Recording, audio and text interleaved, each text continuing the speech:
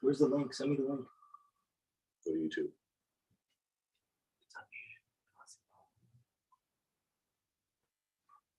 Or Muhammad wa ala Muhammad salawat. Allahumma salli ala Muhammad. Please recite a Surah Fatiha.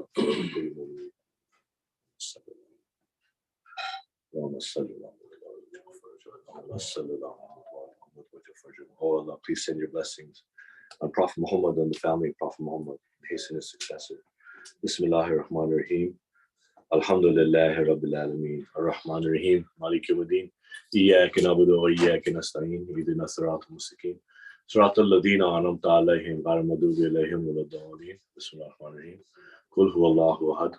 Allahu samad. Lam yalid wa lam yulad wa lam yakul lahu kufuwan ahad. Bismillahir Rahmanir Rahim. Qul huwallahu ahad. Allahu samad. Lam yalid wa lam yulad wa lam yakul lahu kufuwan ahad. Bismillahir Rahmanir Rahim. Qul huwallahu ahad. Allahu samad.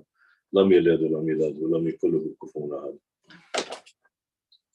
Allahumma salli ala Muhammad wa ala Muhammad waj'al farajahum. Allahumma salli ala Muhammad wa ala Muhammad waj'al farajahum. Allahumma salli ala Muhammad wa ala Muhammad waj'al farajahum.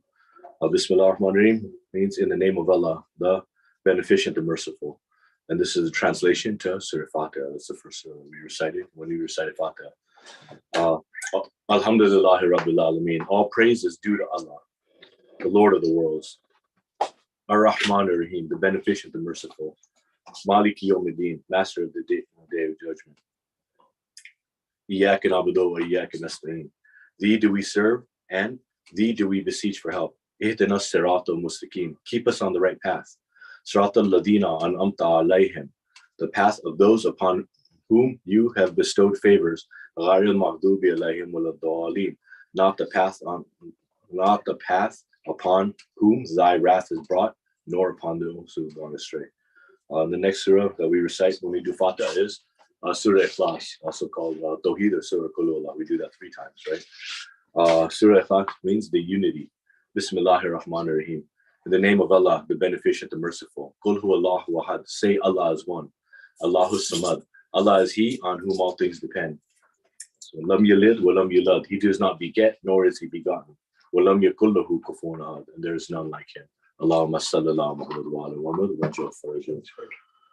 I want to offer my condolences to Bibi Fatima Zahra alayhi salam. Allahumma salli ala Muhammad waj'al entire living Imam and Imam Mahdi Sahib Imam alayhi salam. Allahumma salli ala Muhammad wa ala Muhammad waj'al farajahum. To you, my community members, brothers and sisters in Islam, Mu'minin, Mu'minat, I want to offer condolences on the night of Ashura. This is a very somber night, a very important night, and a night that we'll be discussing shortly.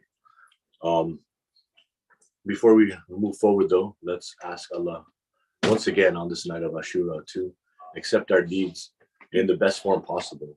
And as we perform our deeds, and before we perform our deeds, purify our intentions. Purify our intentions, so whatever we do tonight, we're doing for the best of reasons. When you do something for the best of reasons, you get the best of benefit from it. And commemoration of those who you love, Ya Allah, we want to do it in the best light possible, starting with our intentions. So if there's any impatience in us, if there's any doubt in us, if there's any annoyance in us, if there's any rush, if there's any arrogance, if there's any lack of humility, a sense of entitlement, conceitedness, jealousy, whatever is in our hearts that keeps us from fully accepting the benefits of this night. Ya Allah, what good deed did we do this year? What dua did we ask for that led us to here at this moment where we could show our love for Imam Hussein? So we're lucky to be here. And in light of the opportunity we have, purify our intentions. So we get the maximum benefit, both mentally, emotionally, physically, in this world and in the hereafter from these majalis, right? And going to bring us closer to you, closer to an understanding of the Ahlul Bayt, and very importantly, a better, closer relationship with our living Imam. And then and only then will we be ready for true salvation. And then and only then will we be ready to accept the truth of this world and walk the path of righteousness. So the only thing we're worried about is how much are we pleasing to Allah. Bar Muhammad wa ala Muhammad sallallahu. Allahumma salli ala Muhammad. Nare Haydari. in light of this night, Ya Allah, on the house that's constantly having benefits showered on it, constantly having benefits, more benefits than anywhere else in the entire cosmos, heavens, earth, universe, alternate universe, and no, there's nowhere where there's more blessings being showered than on the Prophet Muhammad and the family of Prophet Muhammad. But we ask that you increase their blessings on our behalf, on our request, so much that they ask where these blessings came from. And once it's acknowledged that it came from a community that loves them very much, we're acknowledged as the lovers of those who you love, Ya Allah. At that moment, answer our prayers. The prayers that we haven't even asked you because we were too embarrassed to ask. The prayers that we haven't even asked you because we're shy, because we're ashamed of ourselves, and we're humbled in front of you. But you know what those prayers are, and you know what's best for us. So at that moment, answer our prayers to all of our Qul Mu'mini Mu'minat, and then give us the benefits of our prayers, and forgive the sins of Qul Mu'mini Mu'minat, and then forgive our sins. Or Muhammad wa ala Muhammad sallallahu.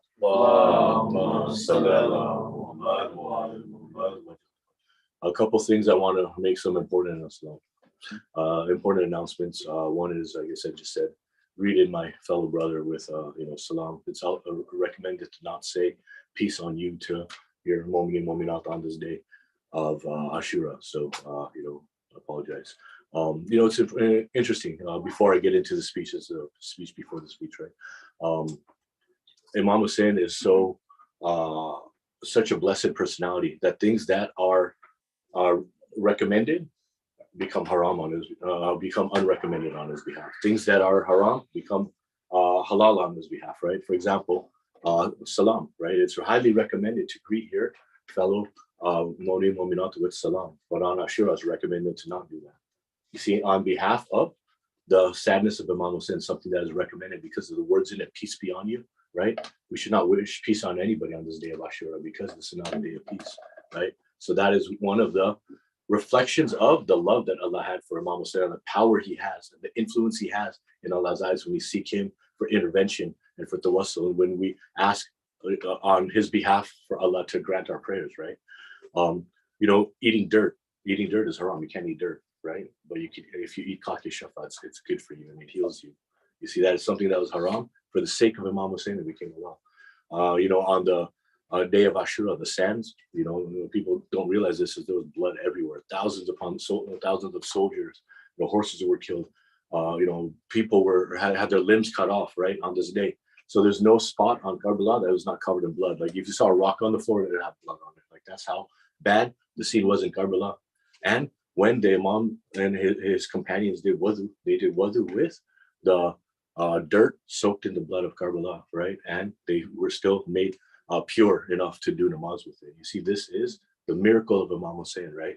So these are things that happened because of Allah's love, because of Imam Hussein's love for Allah, right? All of whatever he did was for the love of Allah. Whatever you would hear sometimes prophets complaining to Allah, right? Allah, why did you, your husband would ask Allah, you take so long to drown the people that I'm asking to. Hazrat Musa would ask Allah, how's this justice, and asking questions like that, right? And Imam Hussein never said anything like that.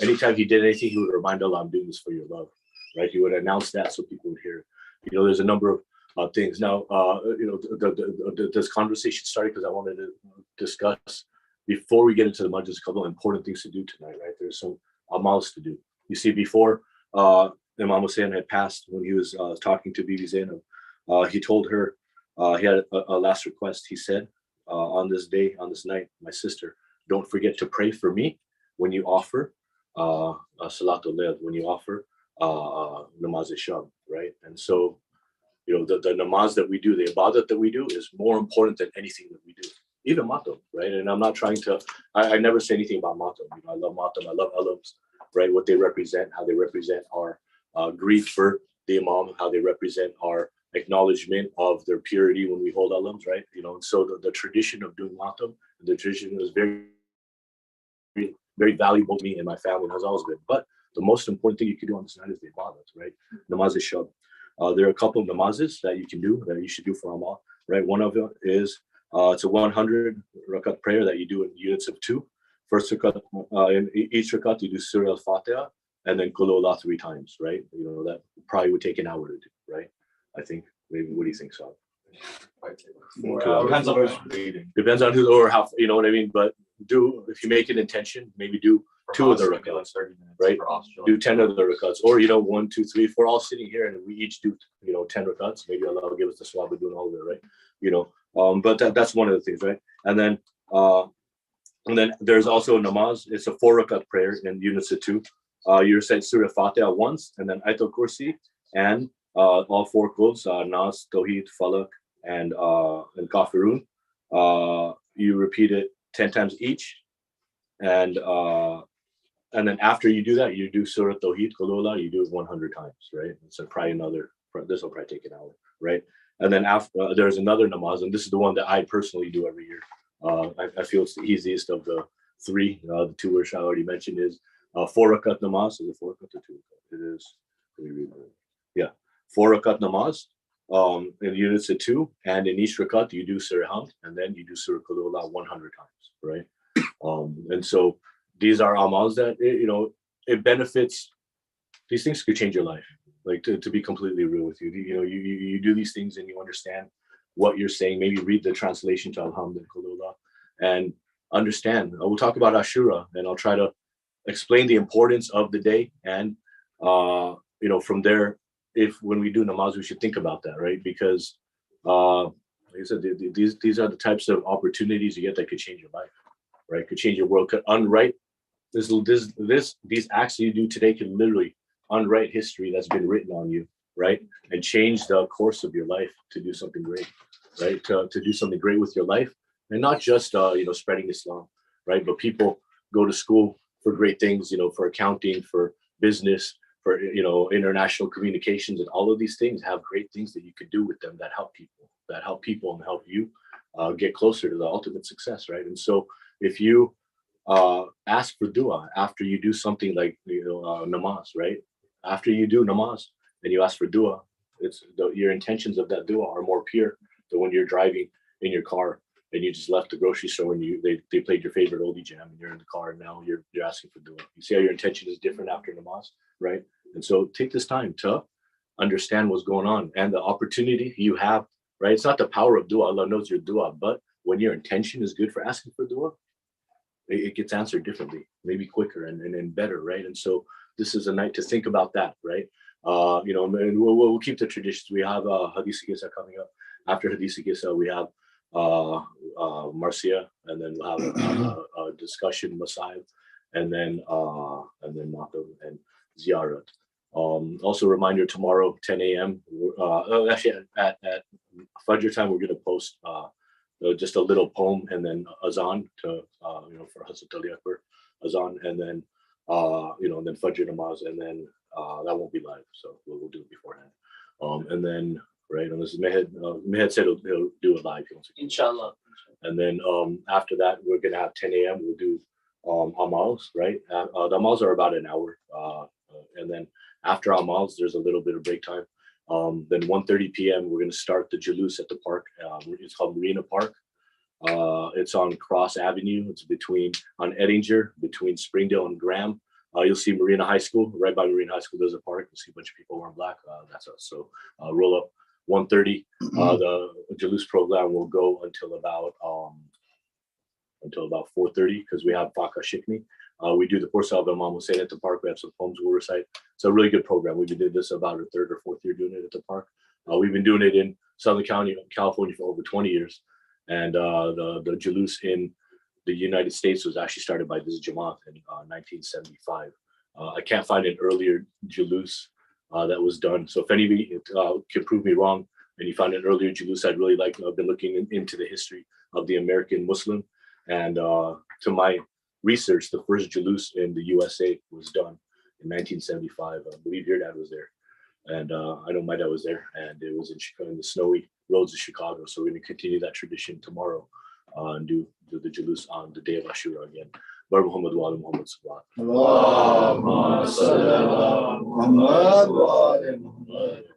And our program tomorrow will end with Shamil Riba Majlis here in Huntington Beach. Everyone's welcome to attend either online or in person, with the loud salawat, let's let Brother Meher Raza tell us the story of Hadith Kisa. Bar Muhammad wa ala Muhammad salawat. Allahumma salli ala Muhammad wa ala Bismillahirrahmanirrahim.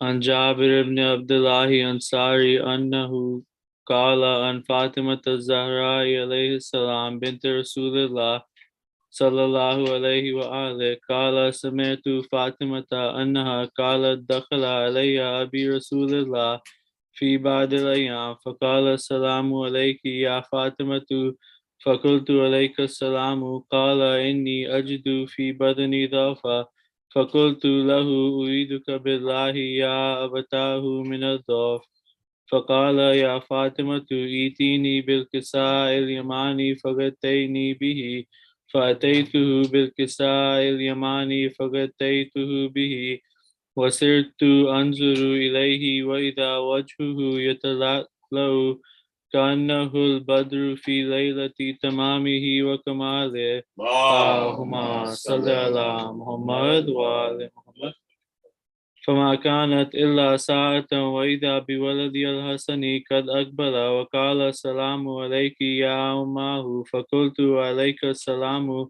يا قرة عيني وثمرة فؤادي فقال يا أمه إني أشم عندك رائحة طيبة كأنها رائحة جدي رسول الله فقلت نعم إن جدك تحت الكساء فأقبل الحسن نحو الكساء وقال السلام عليك يا جداه يا رسول الله أتأذن لي أن أدخل معك تحت الكساء فقال وعليك السلام يا ولدي ويا صاحب هودي قد أذنت لك فدخل معه تحت الكساء فما كانت إلا ساعة وإذا بولدي الحسين قد أقبل وقال السلام عليك يا أمه فقلت عليك السلام يا ولدي ويا قرة عيني وثمرة فؤادي فقال لي يا أمه إني أشم عندك رائحة طيبة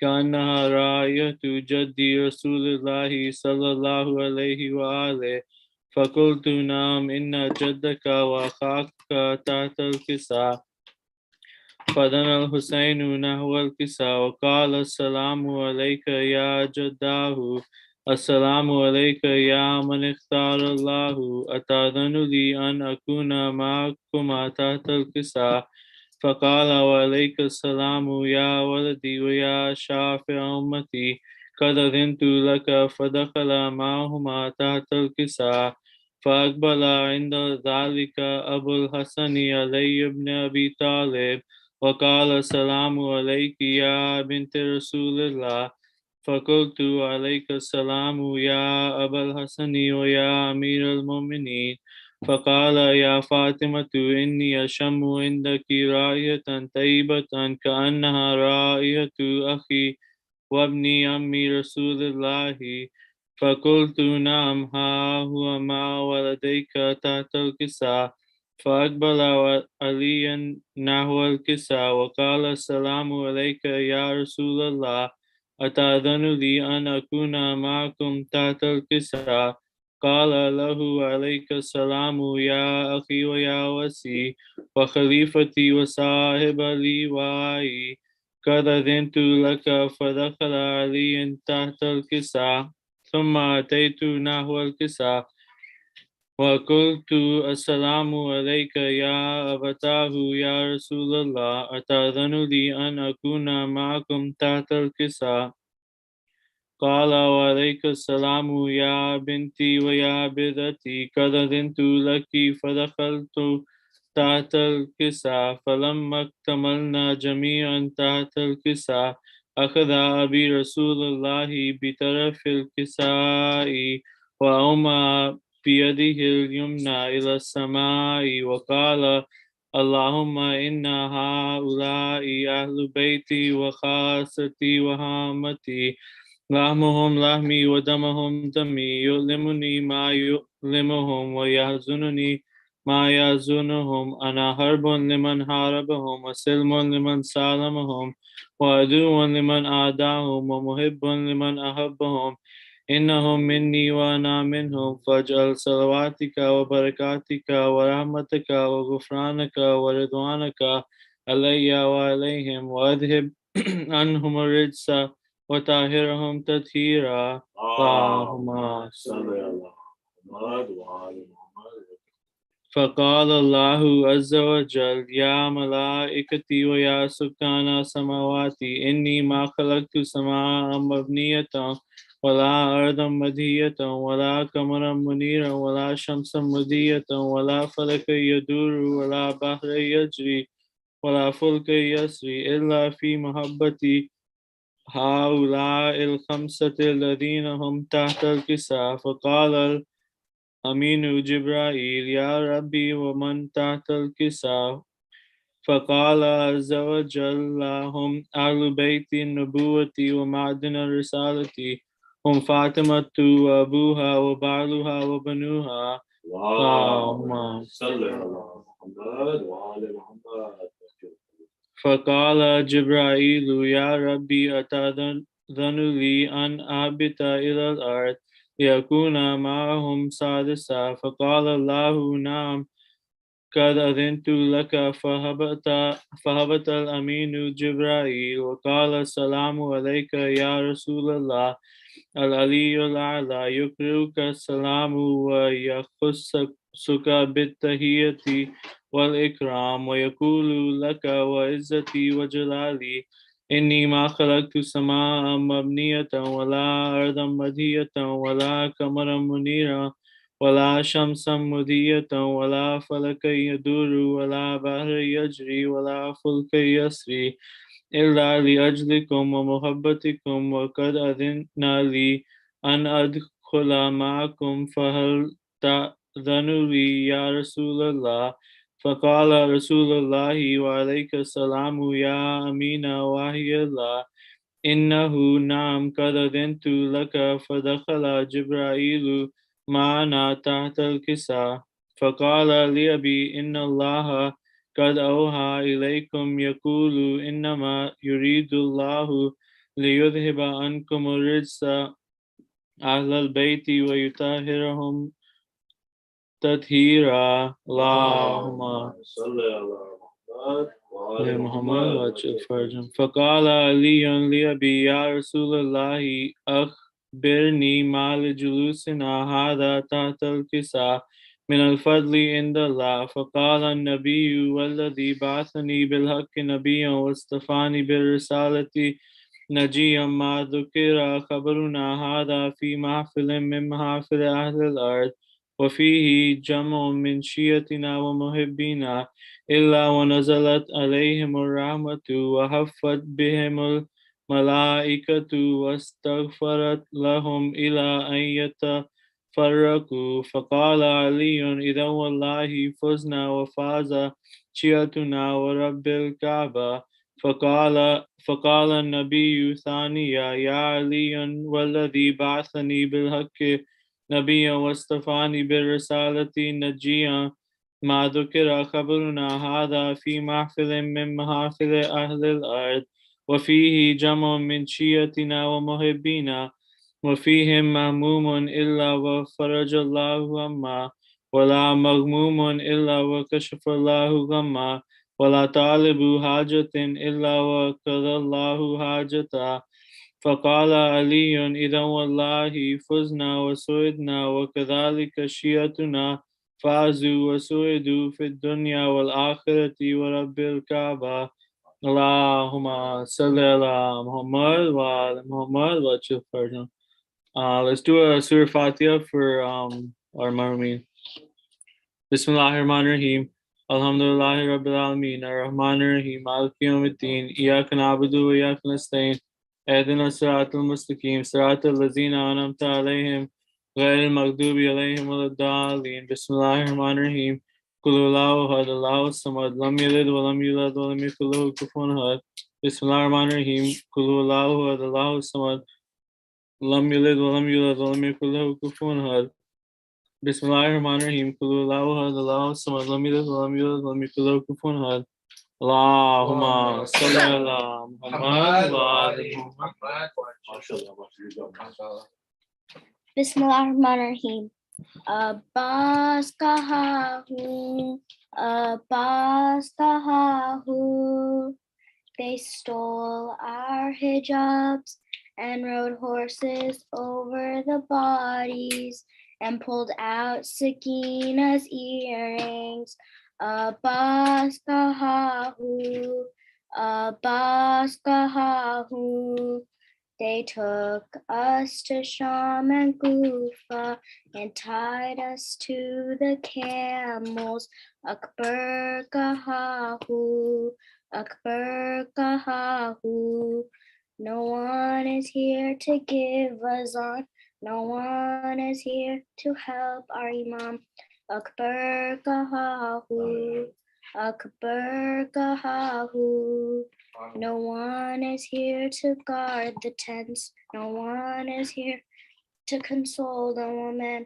Hussein kahahu, Hussein kahahu.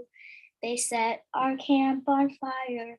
We slept out in the open. They slapped the children's faces. Hussein kahahu, Hussein kahahu. People threw rocks at our heads and thought we were felons. Hassan kahahu, Hassan kahahu. They killed your beloved Qasim and then took us to the dungeon. Hassan kahahu, Hassan kahahu. They stopped us from getting water. Sakina just wants her father. Ali kahahu, Ali kahahu. They made us wait outside the palace. They whipped Sakina oh so much that her dress became her body. Ali kahahu, Ali kahahu. We haven't had water in days. Yazid had mocked Imam Hussein. Abbas kahahu, Akbar kahahu, Hussein kahahu, Hassan kahahu, Ali kahahu. Salawat. اللهم صل على محمد وآل محمد. أحسنت.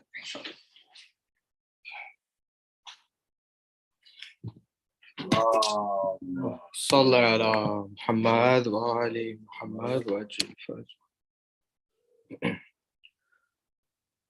बड़े बड़ों से बड़ा है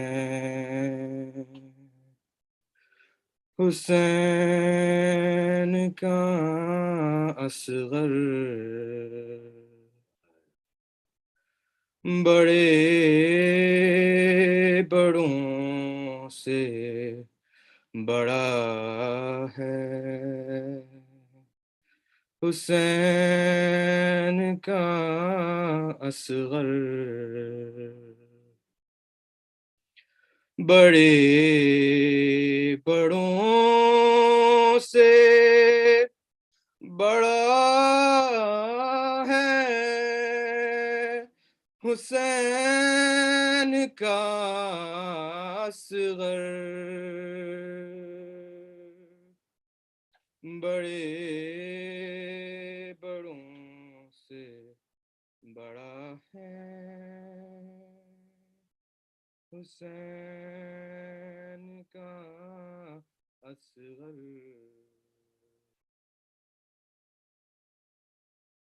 गुरूर करती थी जिस हुर्मुला पे फौजे यज़ीद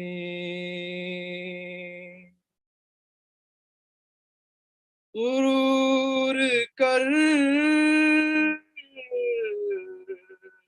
थी जिस हुर्मुला पे फौजे यज़ीद उसी पे रन में हंसा है हुसैन کا اصغر بڑے بڑوں سے بڑا ہے حسین کا اصغر جو مانگنا ہے تو جھولے کی سمت آ جاؤ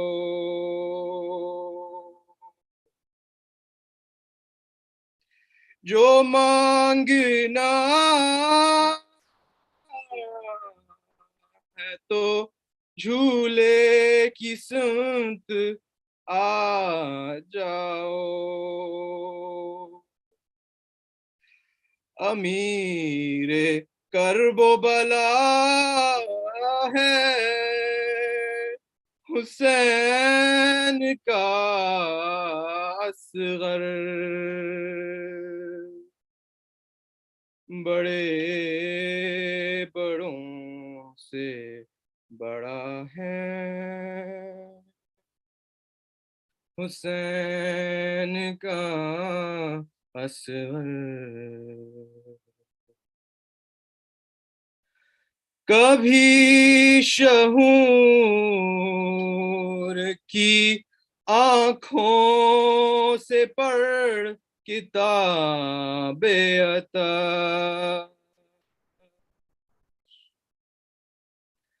کبھی شہور کی آنکھوں سے پڑھ کتاب عطا ورق ورق پہ لکھا ہے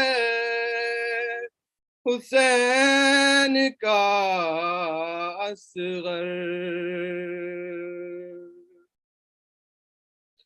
بڑے بڑوں سے بڑا ہے حسین کا اصغر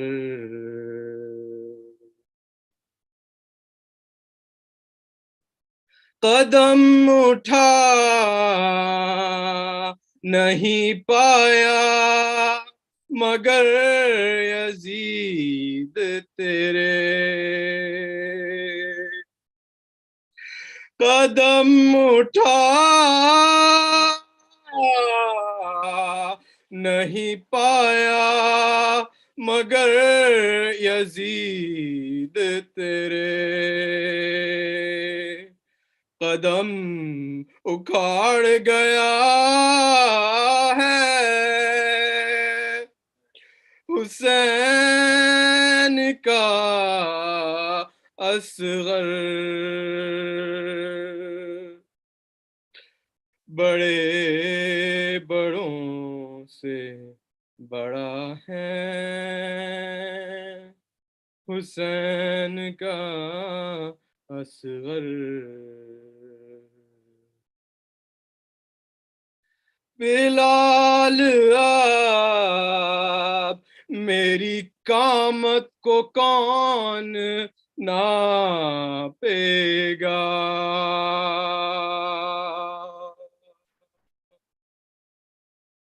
بلال آپ میری قامت کو کون ناپے گا میری جبیں پہ لکھا ہے حسین کا اصغر بڑے بڑوں سے بڑا ہے حسین کا اصغر صلوات اللہم صل علی محمد وآلہ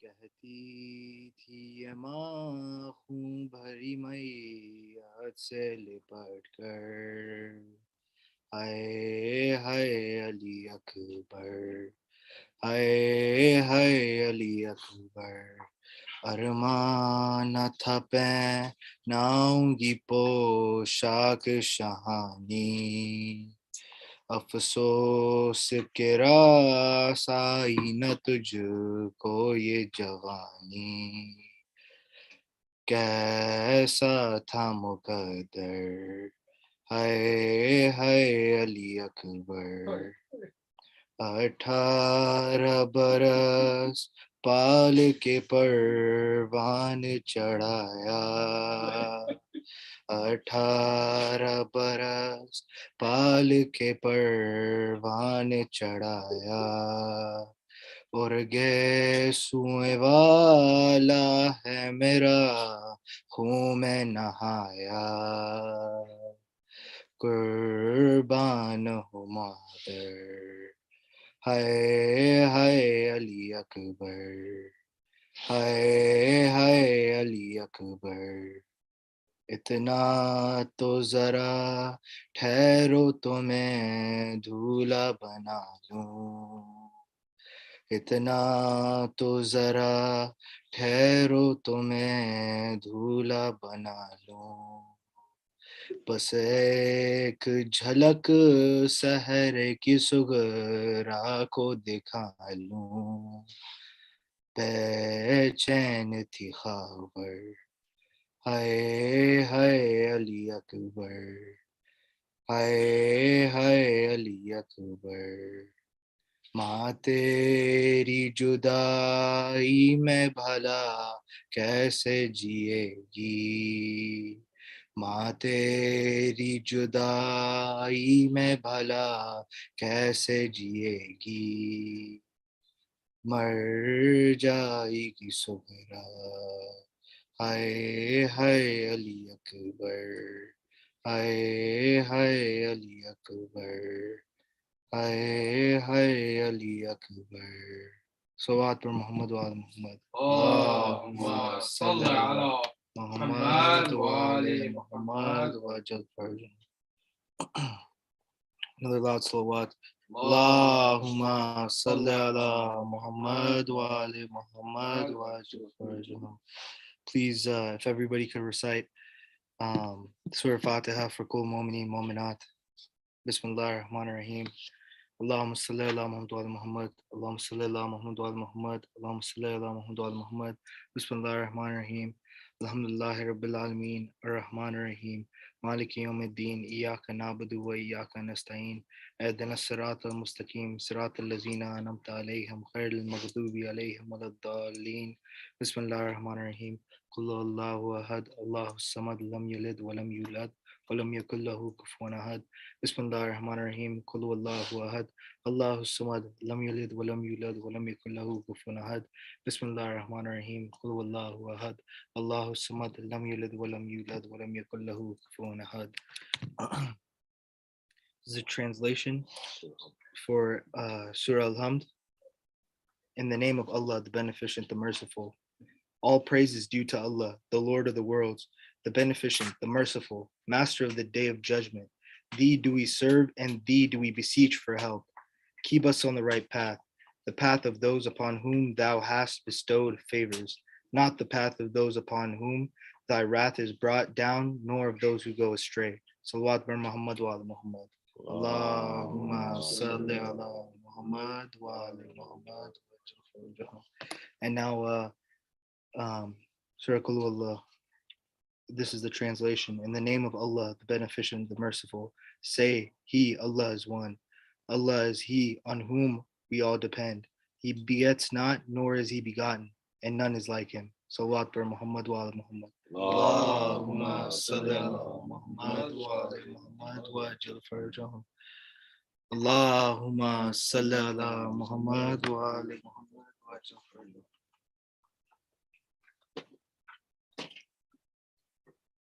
Bismillah ar-Rahman ar-Rahim.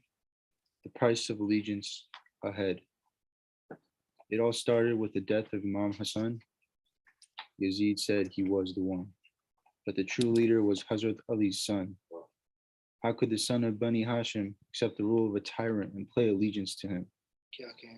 Yazid demanded allegiance of our Imam or wanted him to die. Marwan, he pretended to be ally. He told Imam Hussein to accept the corrupt government or be dead. Imam looked at Marwan, and this is what he said. I will not accept Yazid. I would rather be dead. A man like me will never give allegiance to a man like you. I stand for righteousness no matter what you do. The Kufans called the Imam to lead them, so Imam Hussein sent his cousins to ensure they would truly greet him. The Muslim is dead. The Muslim is dead. Instead of pledging allegiance, the Kufans cut off Muslim's head. They didn't even spare his two young sons, the grandsons of Akil. They killed the nephews of he who cradled was rocked by Jibreel. Hussein and his companions never reached Kufa. They were in a foreign land. Imam Hussein gave off his horse and took the earth in his hand. It smelled the sand. It smelled like the blood of the Ahlul Bayt. This is the final spot in the land of their fate. Nawa, the land of Furat. Oh, Karbala, this is where my grandfather told me about. This is where we would be trapped with no way out except our death cleansing us of this world. That was our way out. But what about the little girl? She will lose her uncles and her brothers and her father.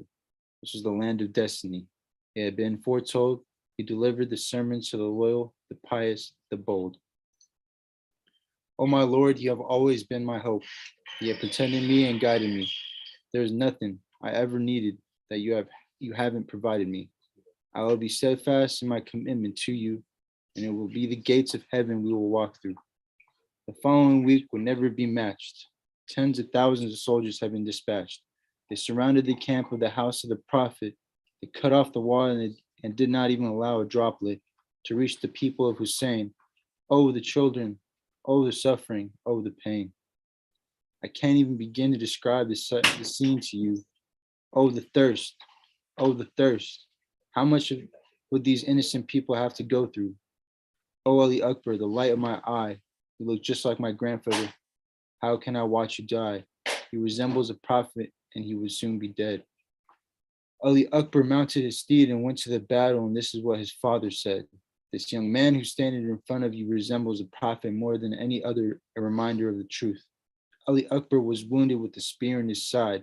His father, Imam Hussein, cried, Oh Allah, you've accepted the sacrifice of my son, a sacrifice that was not given by anyone. Your friend Ibrahim intended to do the same, but you replaced the sheep to be sacrificed in his name. Ishmael and Ibrahim were blindfolded his sons and hands were even tied. My eyes are open and my son's arms were free to fight for you until he died. To remove the spear from my young son's side, I will need the strength you gave my father Ali Kaibar, Imam Hussein cried. The tragedy did not stop. Oh Abbas, my loyal, loving brother. They took your arms and shot your eye. Here on the sands of Karbala, where your body will lie, and Zainab will cry. Sakina will stay thirsty. You are Babul Hajj. For your sake, may Allah grant you mercy. After they severed Imam Hussein's head, his son Imam Sajjad was shackled. The women's necks were tied. They had just been captured and had to watch the devil ride. Horses over the bodies of the Shaheed. For what? For power? For money? For greed? We will never leave the righteous path no matter what you do to us. The surviving prisoners were taken from Karbala to Kufa to Damascus. At the palace of Yazid, a palace of greed, Ali and Zainab's family has been Shaheed, but still Allah is all they would ever need. Imam Zainal Abidin and Bibi Zainab will indeed tell the tyrant the truth, and everyone listening advised to heed. Salawat. Allahumma salli ala Muhammad wa ali Muhammad.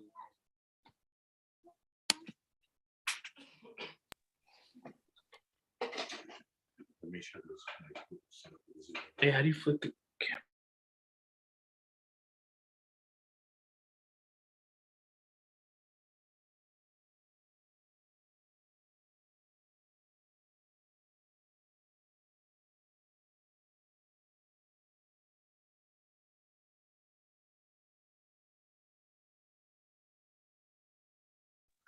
Allahumma salli ala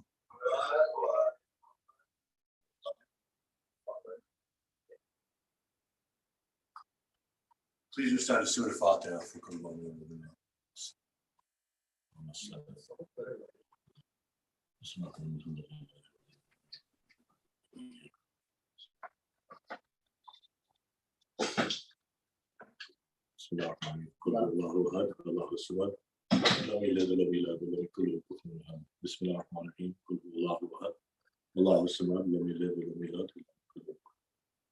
Check to make sure the YouTube's also can hear the voice on yeah, check that out. أعوذ بالله من الشيطان الرجيم بسم الله الرحمن الرحيم إذا جاء نصر الله والفتح ورأيت الناس يدخلون في دين الله أفواجا فسبح بحمد ربك واستغفر إنه كان توابا صلى الله اللهم صل على محمد وعلى آله وصحبه. Ya Allah, tonight on this night we praise you. Ya Allah, you are the one who relieves all of our stress. You are the one who solves all of our problems. You are the one who accepts all of our needs. You are the one who forgives all of our sins.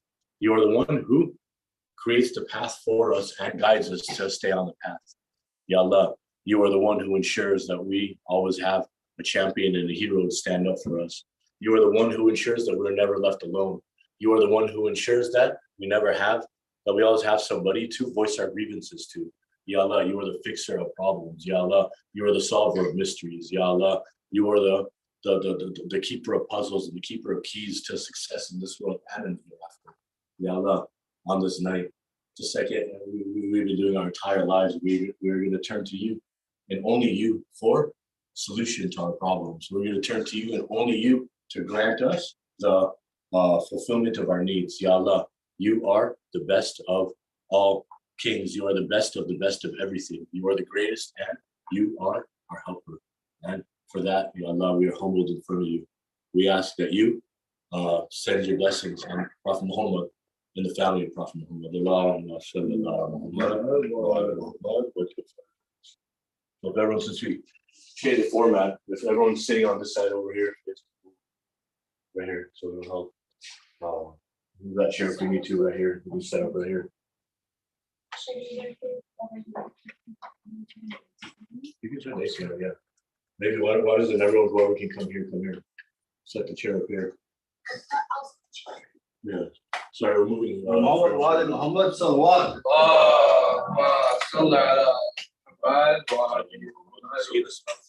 Well, while we're setting, rearranging everything, it gives me time actually to continue to praise Allah, continue to praise Allah.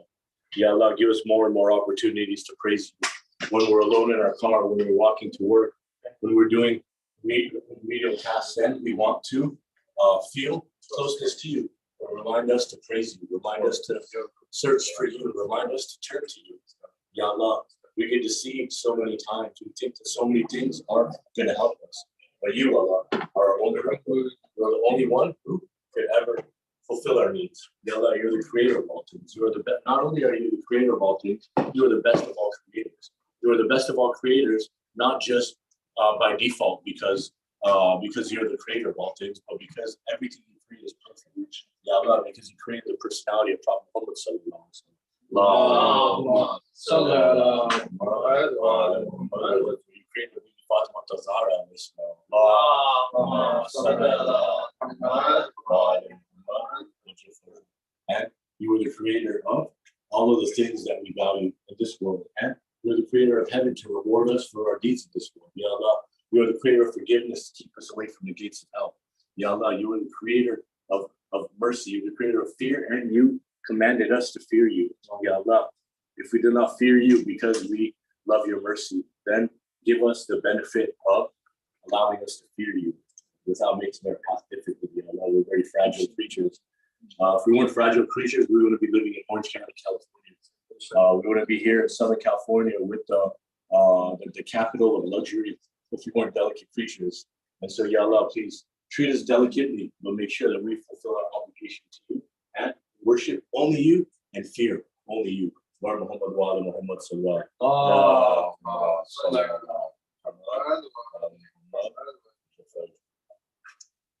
Today, on this night of Ashura, the night of 10th of Muharram, this is the night when Imam Hussein turned the light off.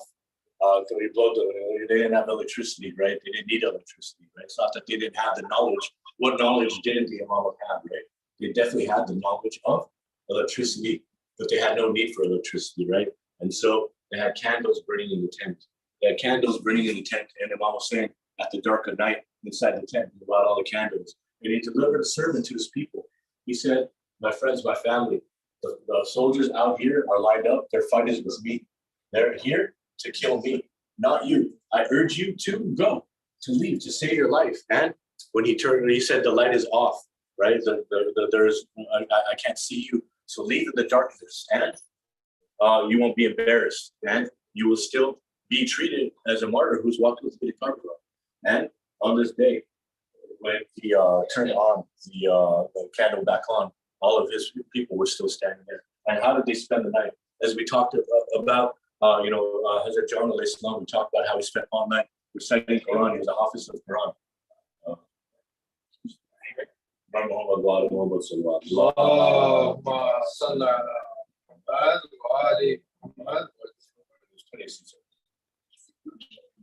He was a hafiz of Quran. Hazrat John was, right? The man was a Nubian Christian servant that had grown up with not one, not two, but three imams, right? He was a hafiz of the Quran. So he spent the night reciting Quran and sharpening the sword, right?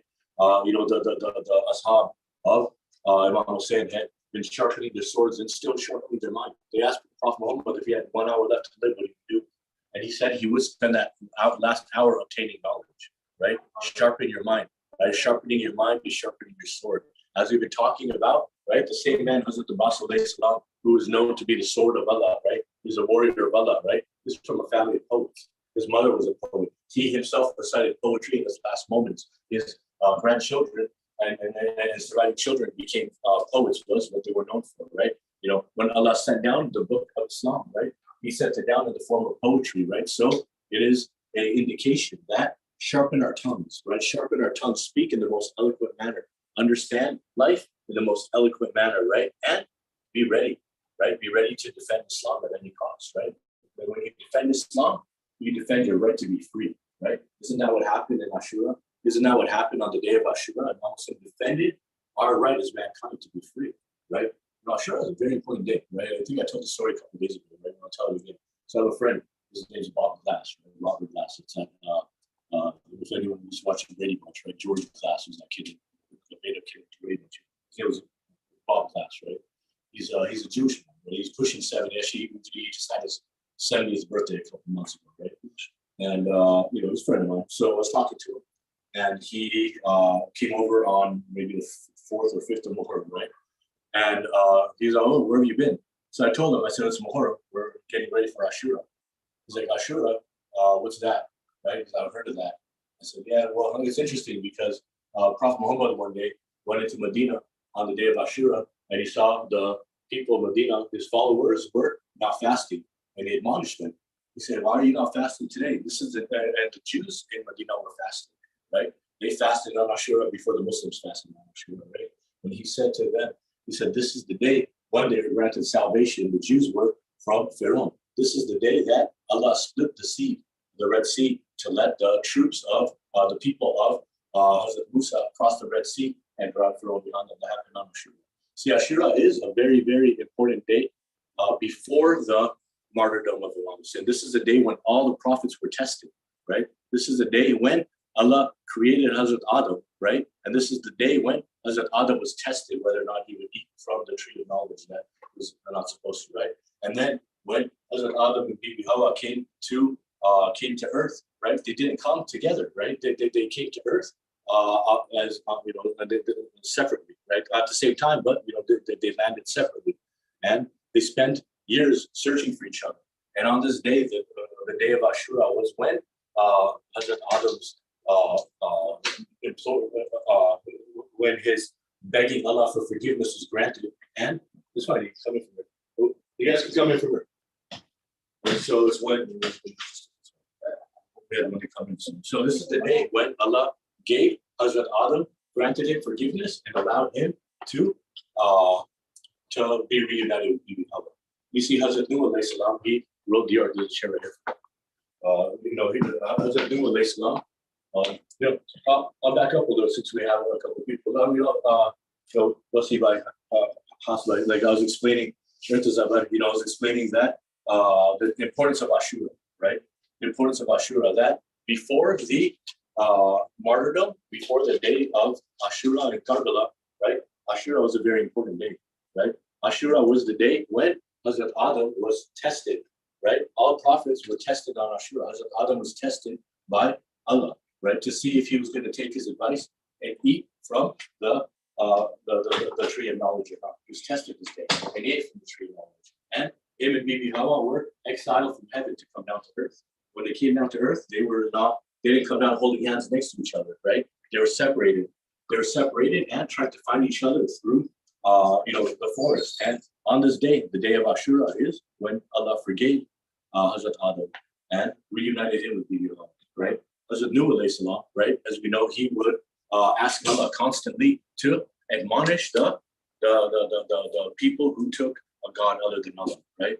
The people who committed zina, they were the descendants of Kaaba, who was the son of Hazrat Adam, right? The people of Kaaba were worshipping fire and idols at that time. And Hazrat Nuh's job was to tell them that Allah is one, right? And they refused to believe him, and they would ridicule him, and they would throw things at him, and they would make fun of him, and they would kick him out of the masjid, and they would ostracize him. And he was so upset that he asked Allah, he said, Ya Allah, bring wrath down on all these people and eliminate them from the earth, right? And Allah waited not 100, not 200, but almost 300 years until he finally listened to Hazrat Nuh. When he finally listened to Hazrat Nuh, it started to rain. He asked Hazrat Nuh to build an ark, to build a boat, right? It started to rain. The rain reached the top of the huts or the tents or whatever they had built back, right? And then the rain started to go to the top of the trees, and then the rain started to go to the top of the mountains. The only people who were surviving were the people on Hazrat Nuh's ark, right? And Hazrat Nuh got his wish to drown everybody, right? All the that he asked Allah to do, right? But now they're sailing on this ark, and it was getting to be a long time on the boat. If anybody's been on a boat too long, you know how it is. You can't wait to be on dry land, right? You can't wait to be off the boat, right? If you've been around the same people for 20, 30, 40 days, you get sick of seeing them, right? And it was getting really tedious to be on this ark, right? And it kept sailing and kept sailing and kept sailing. And it would rain, and the world would fill up again, right? And it kept sailing. And on the day of Ashura is when Allah granted Hazrat Nuh's request to make the water drain. And the water drained through around Kaaba, like Kaaba was the drain in. And Hazrat Nuh, the ark had stopped on the day of Ashura, right? Hazrat Suleiman, who was given the kingdom like nobody had ever seen in this world, right? His kingdom consisted of man, jinn, and birds. He used to not walk, he used to glide when he walked, right? He used to glide because the birds would carry him, right? This was the kingdom of Hazrat Suleiman. What did he not have, right? The kingdom was bestowed to Hazrat Suleiman on the day of Ashura. Hazrat Yaqub, who spent, he was thrown off a boat and a whale had eaten him, right? He lived inside a whale for a number of days, right? It was on the day of Ashura that Allah accepted his forgiveness and removed him from the whale, right? It was on the day of Ashura that Hazrat Ayub was a man so pious, right? That Shaitan told Hazrat Ayub, he's like, this is a respected man. This is a man with land, a wealthy man. He's a prophet of yours. Of course he's going to praise you. So Allah took everything away, took Hazrat Ayub's family away. He gave him swords so people would ostracize him from the community, and removed all the benefits that people assumed Hazrat Ayub had to continue to praise Allah. And it was on the day of Ashura that he was forgiven. And, not that he was forgiven, but when his trials were removed from him on the day of Ashura, right? Hazrat Musa alayhi salam, right? I started to talk about the Israelites, right? The people of Musa, Bani Musa, they say in the Quran, right? They were running from Pharaoh, right? The army of Pharaoh was trying to eradicate those people, right? And Hazrat Musa came to the Red Sea. And when he came to the Red Sea, like I said, Allah always tested his prophets on the day of Ashura, right? He said Allah will guide us to the path of salvation, right? with people behind him, right? Questioning Hazrat Musa. The army is behind us faster. He said, follow me. Allah is guiding us, right? Allah is guiding us. Hazrat Musa was telling these people they were questioning him, right? They hear the horses coming, getting closer and closer, but they trusted Hazrat Musa. And but kept asking me, Hazrat Musa kept asking, you sure this is the right path? And then they came to the Red Sea. They came to the Red Sea. Now what are they going to do? Now there's the Red Sea and the army coming behind them, and the people were admonishing Hazrat Musa. You said that this is salvation. We're all going to die. And Hazrat Musa asked Allah, he said, Ya Allah, you said this was the path to salvation, and I listened to you, and now all these people are here. And we're either going to drown or we're going to. And he told Hazrat Musa, he said, trust me and put your staff in the water. And Hazrat Musa took his staff and he put it in the water, and Allah parted the sea. And after the last person from Hazrat Musa's camp came, Pharaoh's soldiers dipped their feet and started to walk in, right? And then after they came, Pharaoh was like, I'm going to come too. He started walking in, and when the last soldier's horse entered the sea, Allah made the sea collapse back in and drowned Pharaoh and his people. So this was the day that the people of Musa were safe, right? Right? So these all happened on Ashura, right? What day was Isa? What do you think? The Christmas break. On the day of Ashura was when Allah lifted Hazrat Isa to Jannah, right? The day of the crucifixion, when people talk about, that Jesus died on the cross, as we've learned in Islam, Allah took the soul of Hazrat Isa and lifted it to Jannah, right? That was on the day of Ashura. You see, this is the importance of the day of Ashura has been established throughout history of time from the very first man, right? That staff that Hazrat Musa has, that's what the Imam Mahdi Sahib was among this. That is so familiar with him. He also has the yellow shoes of Muhammad.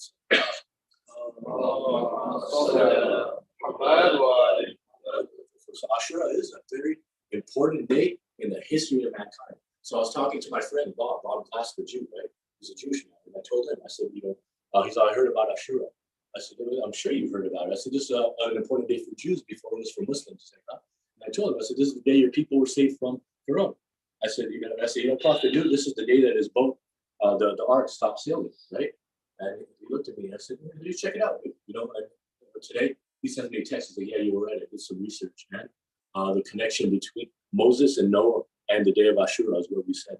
You see what I'm saying? This is something that, is a very important day in any religion, any culture. Oh, one thing I forgot to mention was, yesterday I told a story about Hazrat Ibrahim and how the people of King Nimrod had shot him from a catapult into fire, right? What day do you think that fell on? Ashura, right?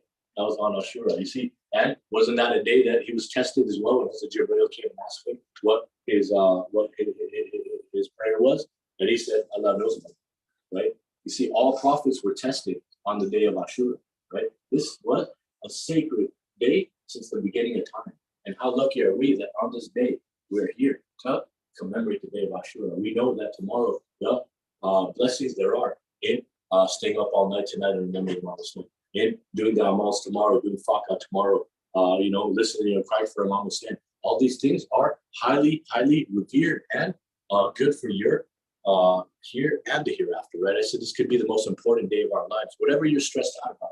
It's funny because I truly believe, and I'm talking from my experience. See, I'm the type of person who, no matter what, I could be at the best party, I could be at an amusement park, I could be, at a basketball game, right? And I'm always looking to see what else is going on. What's better out there? What's better out there?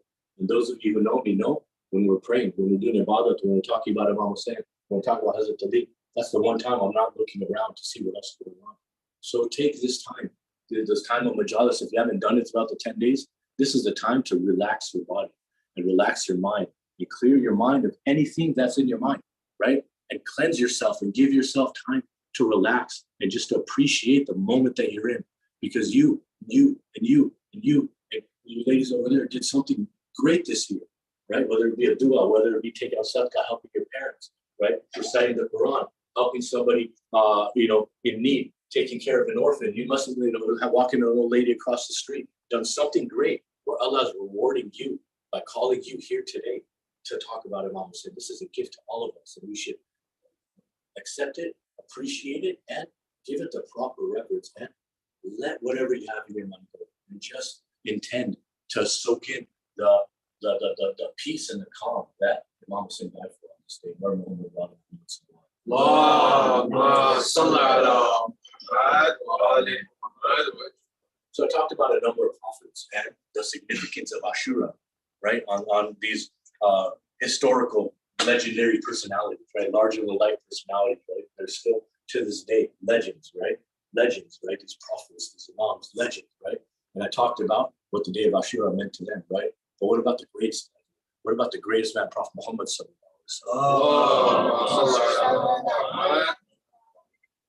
Yes, it's true that on the day that Imam Hussein was born, Jibreel came down from the heavens and told Prophet Muhammad what would happen to his grandson Hussein on that day.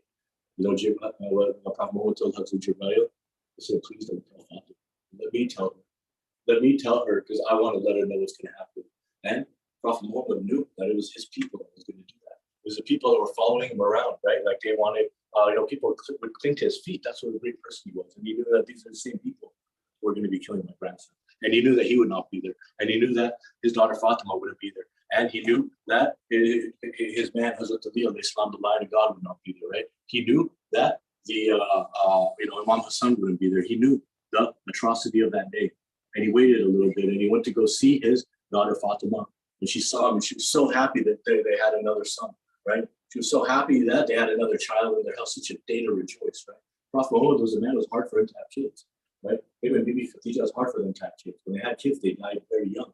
Bibi Fatima Tadara was the only one who lived to be like barely 18 years old, right? But other than that, their children, would die. And so it was very, very upset. So when the house of Bibi Fatima Tadara, the house of Prophet Muhammad, started to get children, it was such a great day and great celebration. So she saw her father walking to greet her and he had tears in his eyes, right? Father, why are you crying? And he sat there and he told her what would happen to her newly born child on the day of Karbala, right? And she asked him, she said, will I be there? And he said, no. She said, will Ali be there? He said, no. Will Hassan be there? She said, no. She said, who's going to be there? Who is going to be there to mourn for my son?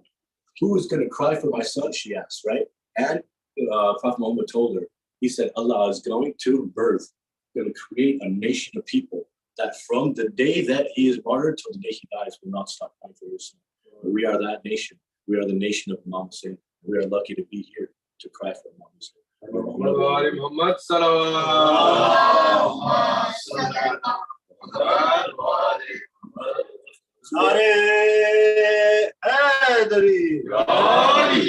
let's pull that quote up. We have a quote for today. As we have past few days.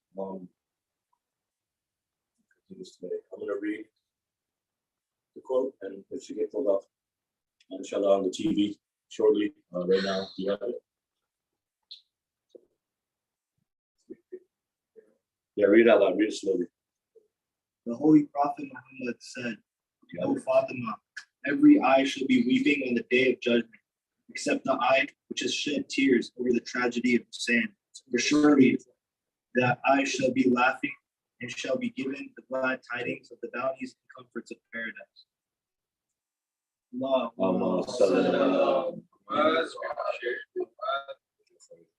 See, Holy Prophet Muhammad, we talked about all the other prophets that had what they went through on the day of Ashura, right? And this is the Holy Prophet sallallahu alaihi wasallam.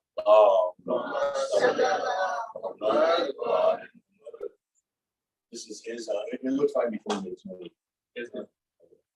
Before what he said about Ashura, he said, "Oh Fatima," he's talking to his daughter, right? When the father talks to his daughter, especially a father like Prophet Muhammad to a daughter like Bibi Fatima Tadara, saying something important, right? And he said, "Oh Fatima, every eye shall be weeping on the day of judgment, except the eye which has shed a tear over the tragedy of Hussein.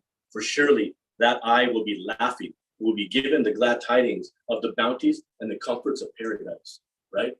So we're going to talk about this quote today, right? And the importance of this quote and the importance of, what the Ashura has to offer us in the hereafter. We've been talking about the benefits of here, how it will calm your stress, how it will keep your, should we change the font color on that? No, we're good. Okay. Let's start, Brother Mohammed, why don't you start us off with this? Looking at this quote, it really I really look to the last part of it that talks about that I shall be laughing and shall be given glad tidings and the bounties and comforts of paradise. I remember when I was younger, I was at a majlis and I heard about the power and the weight that the tears of the tragedy of Karbala bear on the Day of Judgment. And what they said was that every tear that we shed for Imam Hussein is going to be its weight in diamonds. And so every tear is going to be a diamond towards our good deeds, and it's gonna help us so much. And like this quote says, that it's gonna bring us our eyes will be laughing. They'll be so joyous because every part of our body will be giving testament to Allah about what we've done in this life. And if our eyes are testament to what we've done in this world, it's crying over the tragedy of Imam Hussein.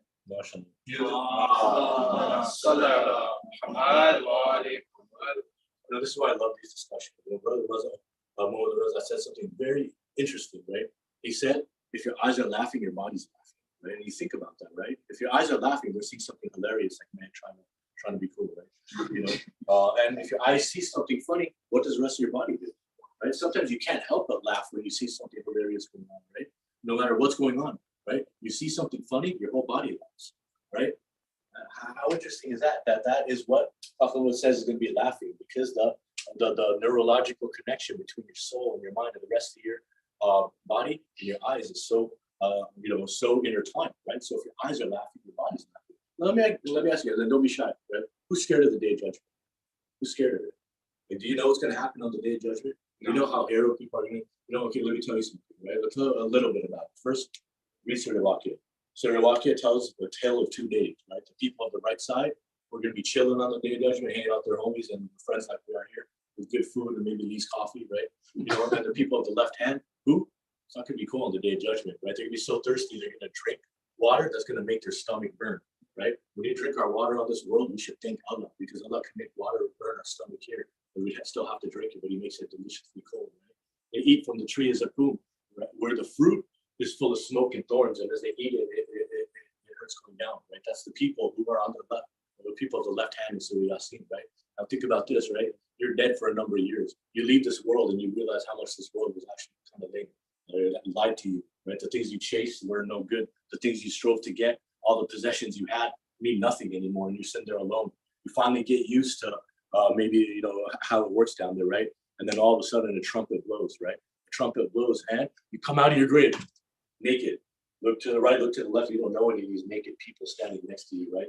But you know that this guy stinks because he's been drinking alcohol in his life, and this person has pus shooting out of their chest because they lied during their life, and this person stole, and so they have a different kind of deformity that is bothering you, a smell or a look or something. And all these people, and everyone's running around, right? What happens when you're lost in the crowd, right? People panic. Everyone's panicking, and you're in the midst of this panic, right? And somebody like this might be looking for his mama, right? Mama, where are you? Like he does. Looking for Hadi. I was looking for Hadi. Looking, where are these people? Where are these people, right? And then think about this: you run into your friend, right? Hadi, where are you? And Hadi, I've got to take care of my own, right? Hadi's running around doing his own thing because he's trying to find his path on the Day of Judgment, right? What does that sound like? What does that sound like, right? Does it sound like a place you want to be, right? You want to be crying on the Day of Judgment, or you want to be laughing on the Day of Judgment? You see, it's your choice. It's your choice, right? You should be scared of the Day of Judgment, right? You should be scared of it because you know what it's like. And if you don't know what it's like, you should look at what it's like. The Quran talks about the Day of Judgment, right? The Quran talks about the length of the Day of Judgment, the heat on the Day of Judgment, the uncomfortableness on the Day of Judgment. And the only people who are going to be comfortable are the people of the right hand, right? And they're the ones that are going to be sitting. This is Surah Al-Waqiyah, right? It's like they're at the VIP section, and everyone else is in the pit, right? But they're not even in yet. The pit's outside it. It sucks. You know what I mean? And everyone else is getting the foods that they liked and sitting with their friends and greeting them, and everyone else is running around trying to find some sort of peace. But there is no peace on the Day of Judgment unless if you had good deeds in this world, right? And the best deeds in this world, it sounds like this: crying for Imam Hussein, right? Not only will you not worry about running around looking for people, right? You'll be laughing. You'll be laughing on the Day of Judgment. Isn't that how you want to be? Ali, why don't you talk about this quote a bit? Yeah, I was thinking this reminds me of the quote from yesterday, the one where it's about Bibi Zainab saying, like, basically all the tragedy that she saw and suffered on, the days of Karbala and stuff. It was like it was, of course, it was tragic, but it was like, one of the best things, like, overall that could have happened, or the best thing that could have happened. The world, right? Yeah, the best thing that could happen. And it kind of, and I feel like it relates somewhat to this because for us, we're mourning this tragic, this tragic event that happened, but even just for us, like, for us normal people mourning this type of thing, there's so many blessings in that for us, and who are we compared to them? Who are we compared to them? Absolutely right. Islam is such a beautiful religion that it tells you how and when to do everything. Right? Crying is recommended in Islam, but cry for something real. When Bibi Zainab cried, she never cried for her sons. She loved her sons. She cried when she started to cry. She dedicated her tears to Allah's hand. Right? That is when your tears mean something, right? Why should she dedicate her tears to Allah's hand? Maybe because of this quote, right? Maybe because those whose eyes cry in this world for Allah's hand, right?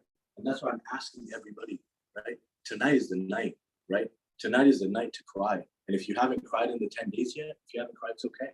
It's okay, that happens, right? But today you have an opportunity once again to understand what happened, to understand that this is the day when Muhammad, right? 8 years old and 13-year-old, we're talking to 13-year-old Janabi Qasim, right? They're talking to him like friends do to each other. Hey, tomorrow I'm going to kill 1,000 soldiers. And no, me and my brother are going to kill even more. One of my brothers with me, and I was trained by Hazrat Abbas. Yeah, I was trained by Hazrat Abbas too. They're going back and forth on who's going to be martyred first, right? And then they hear footsteps of one of the adults coming to be quiet. Because they know if the adults hear them talking about being martyred, they might come to them and say, no, you guys are going to go tomorrow. So they don't want to dare have them hear this, right? And so they talk about this, right? This is the night when, the mothers lay up and imagine their sons, make sure that their sons knew. A mother like Mifarwa took a boy like Janabi Qasim aside and said, what your responsibility is tomorrow. Make sure he understood this is the son of Muhammad's son. Make sure you understand what you need to do tomorrow, right? This is the day when they made sure that they knew, right? When Bibi Zainab, the mother of Muhammad, pulled them aside, right? They were the grandchildren of Hazrat Ali and Jafar al-Tayyar, right? Imagine the lineage of these boys, right? And she called them aside and she told them, you know what you need to do tomorrow, right, my sons? You know what you need to do tomorrow, right? This is the day when Hazrat Abbas was sure, I'm going to be the one tomorrow. Tomorrow, as soon as the enemy attacks, I'm there. I'm the protector of this clan. I'm the lion of Qamar Bani Hashim. These are the people of Qamar Bani Hashim, right? Along there's Allah. You see what I'm saying? These are the people of Qamar Bani Hashim, and I'm going to defend them. So how can one of them get a hair hurt on their head if I'm still alive? So he was sure he was number one, the first one to go. So that didn't happen, right? This was the night when people stayed up, right? They stayed up reciting Quran. They stayed up, getting prepared for tomorrow. In this day and age, Imam Jafar Sadiq said that he who prepares his tool to defend the Imam will live until he sees his Imam, right? We should get our tools ready, right? What are you going to do? And, you're an engineer, right? You're an engineer.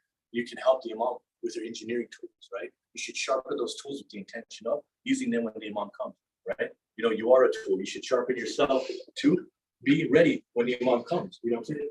But this is important, right? You should sharpen your tools to defend the Imam when he comes. And it's a promise from Imam Jafar Sadiq, you live to see Imam. And on this night, the night of Ashura, people were sharpening their swords, sharpening their arrows, sharpening their spears, whatever weapon they were planning to use, right? They were getting ready, maybe doing push-ups. Who knows, what was going on that night, right? Brothers were greeting each other for the last time, right? But nobody was scared. Nobody was scared, right? This was a night of Ibadah, a very powerful night. And, right, who's the leader of that clan? You don't think Imam was doing You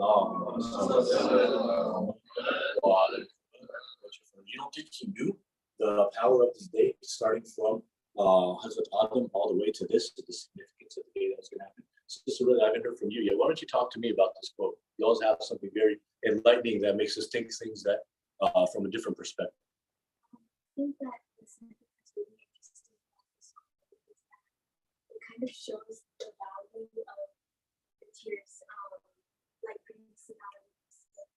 It just shows that something, I don't want to say as simple, but something as what people might think as small as like shedding some tears during a budget or something that can differentiate individuals between someone who's laughing on the day of judgment or crying on the day of judgment. And that's something that people think is small, but this shows like the value of by doing something small, like how big of a reward you get. And how big are tears? There's- How big are they, right? Some are so small that by the time they leave, they're gone, right? But it doesn't say a tear big enough to roll down your cheek. Any tear, right? You know what I'm saying? Sometimes, you know, life gets so hard, right? And we as young adults, right, want to be strong, and you can't bring yourself to cry, right? So that's why Allah instructed us to cry on this. Brother Wesley, what do you think about this? I think just the importance of crying on this tragic day just shows how important it is. You know, when you just like when your eye laughs, your body laughs. When your eye cries, your body cries, right? And in order to get your eye to cry, right, you have to have your heart and you have to have your mind connect.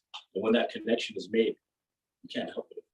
When that connection is made, you can't help it, right? You can't help but cry, right? Like the strong women of Karbala that were sitting there taking care of their families to the best of their abilities. To the best of their abilities, right? On Sunday tomorrow, there's no more water. Then the water that they had in the camp runs out. And then the first child started to say, Allah Tash. At that moment, the women, their hearts and their souls combined and their bravery, however strong they were, at least one woman heard the first woman cry, the first woman wail, and all the women started to cry. Just by hearing the first Allah Tash. And think about this going on for 3 days. For 3 days, Allah Tash. And now the day draws near. And it's the night of Ashura. And the people, the clan of Qamar Bani Hashim are sitting there planning out the day, how they're going to defend the Imam, how they're going to stand up for the Imam, right? The mothers are preparing the clothing, right? They're preparing the clothing. They're getting they're making sure that our children look like the royalty that they are tomorrow, right? It was very important because they weren't, going to die. They were going to give the enemies a chance, right? To give the enemies a chance. Everyone went and announced who they were, right? Janabi Qasim said, I am the son of Hassan. I am the grandson of Amir al-Mu'mineen. My father, my uncle is the righteous King Hussein, right? Do not attack him. And then he sacrificed himself. And each one of the martyrs gave people a chance to feel the love for Imam Hussein in their heart, gave them a chance to shed a tear that would help them on the day of judgment, right? Every one of them, and this started to go on from the morning, from the time that Hazrat Ali Akbar Islam was on, right? People started to leave the battlefield. Each one of the mothers calling their son and reminding them and talking to them what pride these mothers had, putting a clean white garment on their son, right? Making sure that it was nice and pressed, right? Wiping their face off from any dust. They didn't have water to clean their face properly, but they would use their hand and wipe their son's face. And they would wrap the turban to show the royalty of his family. And they would put it on the son's head. And they would tell them that when you go out, you stand up for your mom, you defend your mom. And they would tell them how proud they were, how proud they were that they were going to do the right thing and how not to come back, until they fulfill their duty to their mom. And proudly telling them, getting them ready to look immaculate and go and represent Islam, right? You don't look like a bum when you represent Islam. No, your drip is on point when you represent Islam because people look at you as a Muslim. As a Muslim, people expect you to have the best of everything, right? They expect us. You may not expect it as a Muslim because we're too busy thinking that the knowledge of this world is too, it makes it too hard for us to be Muslim. There's too many rules, right? But people look at us as the lucky people who have the best of everything, right? Think about what I said sometimes, right? Think about the way that the non-Muslims expect you to be and expect you to understand why on this day the mothers were dressing their sons in the best clothing that they'd saved from Medina, right? They walked and how many times they changed the clothes in the sweat, but these garments they saved from Medina all the way to Karbala for this day, right? And now think about, Janabi Qasim, how young he was. Think about Ona Muhammad, right? How young they were, 8-year-old Muhammad, right? And think about Hazrat Ali Asr, he was 6 months old, right? Umar Rabab saw all of the mothers getting their sons ready, right? And she saw Hazrat Ali Asr. And you don't think Hazrat Ali Asr, if anyone's been around a 6-month baby, you know that when the baby sees everybody doing something, they want to do it too. They see everybody doing something, they want to do it too. So all of the kids were getting in their nice clothing, getting ready, right? And Hazrat al-Asr was looking at them, and he wanted to get into his nice clothing too. And Rabab watched, and all of the mothers were so proud of their sons. And Rabab watched, and Hazrat al-Asr, the young baby, wanted to be like his brothers, wanted to be like his cousins, right? He wanted the attention, and he wanted the pride in the mother's eyes, right? He knew that. He was 6 months old, right? But he knew that. When 6-month-old babies, they start to get up. They start to understand. And this baby was the baby of Imam Hussein. When Imam Hussein was born, he came out reciting the Quran, right? Yes, he was an Imam, but this is his son. How intelligent do you think Hazrat al-Asr was at 6 months, right? He saw the boys putting on their best outfits, right? He knew that this was a new outfit, right? He knew. He had not seen his brothers wearing these clothes before. And now he sees them wearing these clothes, and he wanted new clothes too. So, Rabab, she took her son and she changed him. And she put a white kapra on him. She put a white kapra on him, and she made a little turban. Because isn't he a prince too? Isn't he royalty too? She made a little white turban, and she put it on his head. And Imam Hussein watched her do this, and she kept telling Hazrat al-Asr that you're too young to do jihad, but your brothers and your cousins, they're doing jihad, and you're too young to do jihad. And all of these mothers have so much pride, and you're too young. And Imam Hussein's listening to all this, right? He's listening to all this. And then Imam Hussein, he goes and he gives the soldiers who are ready to kill him. See, Imam Hussein didn't stop doing his duty to spread Islam. Never. No matter how many soldiers you bring, no matter what you take away. They killed his son on the Akbar. They cut the arms off his brother Abbas. Right? They trampled on the body of his nephew, 13-year-old Janab Qasim. They slaughtered the nephews, the sons of Zainab, Muharram Muhammad, were slaughtered on this day, and they kept taunting. They murdered his best friend, Habib. They carried his body back on his own because he loved him so much, right? These are what they did to try to torture Imam Hussein, to try to get him to waver from his duty. His duty was to bring people to the right path, not the people of Qamar Bani Hashim. They were already on the right path, right? But how about the people outside? Wasn't he their Imam too?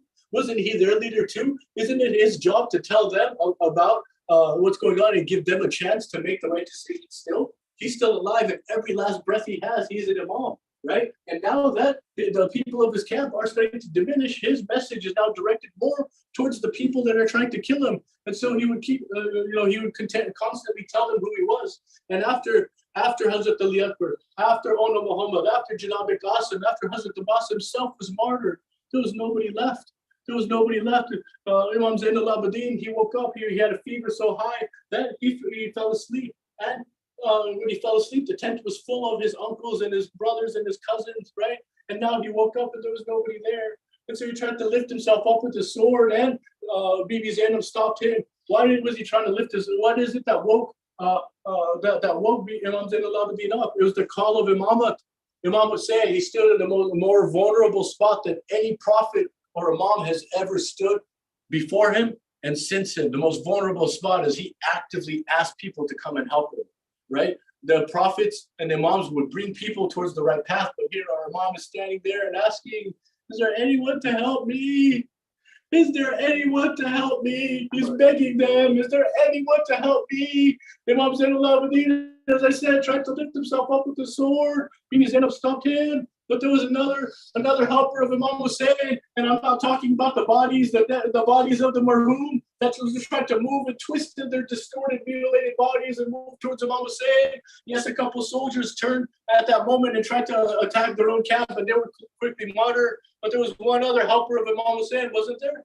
Didn't Imam Hussein have another member of Qamar Bani Hashim? The 6-month-old baby Asghar. He heard his dad pleading. He heard his dad speak in a way he'd never heard his father speak before. He heard the sadness in his voice. He saw the tears in his eyes all day. And now he looked around when Imam Hussein was asking for help, and he didn't see his brothers. He didn't see his uncles. He didn't see his cousin. So Hazrat al-Asr tried to crawl up from the crib and look at to see where his father is and if anyone was helping him.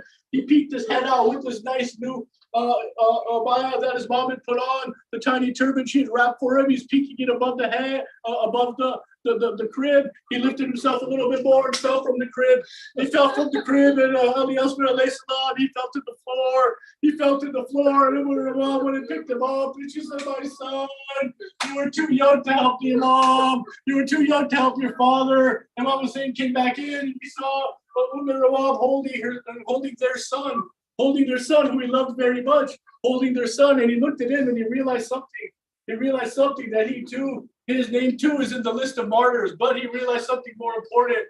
He realized that, see, my son who is so deprived of nutrients, he hasn't cried in days, right? He hadn't cried in days. Babies cry. Even Hazrat Isa used to cry. Hazrat Isa, he talked since he was a baby, and he would cry. And Hazrat Maryam would ask him, why are you crying? And you know what Isa would say? He said, I'm crying because I'm a baby. And that's what babies do. But that's not what Hazrat al-Asr did, is it? Hazrat al-Asr didn't cry because he had no nutrients, he had no water, he had no food for 3 days. His mother's milk had dried up, and now he's in his mother's arms. And Imam Hussein looked at him, and his heart was so heavy. And then he realized that this child is going to give me a chance to fulfill my duty as Imam. This child is going to give me a chance to go and tell the enemies, what are you doing? Look at this kid. Look at this kid. And if you don't have mercy on this kid, then may Allah not have mercy on you. And maybe then he could tell Allah that I gave you everything, Allah. I even showed them my son. And told them that this is what you're doing to us, Ya Allah.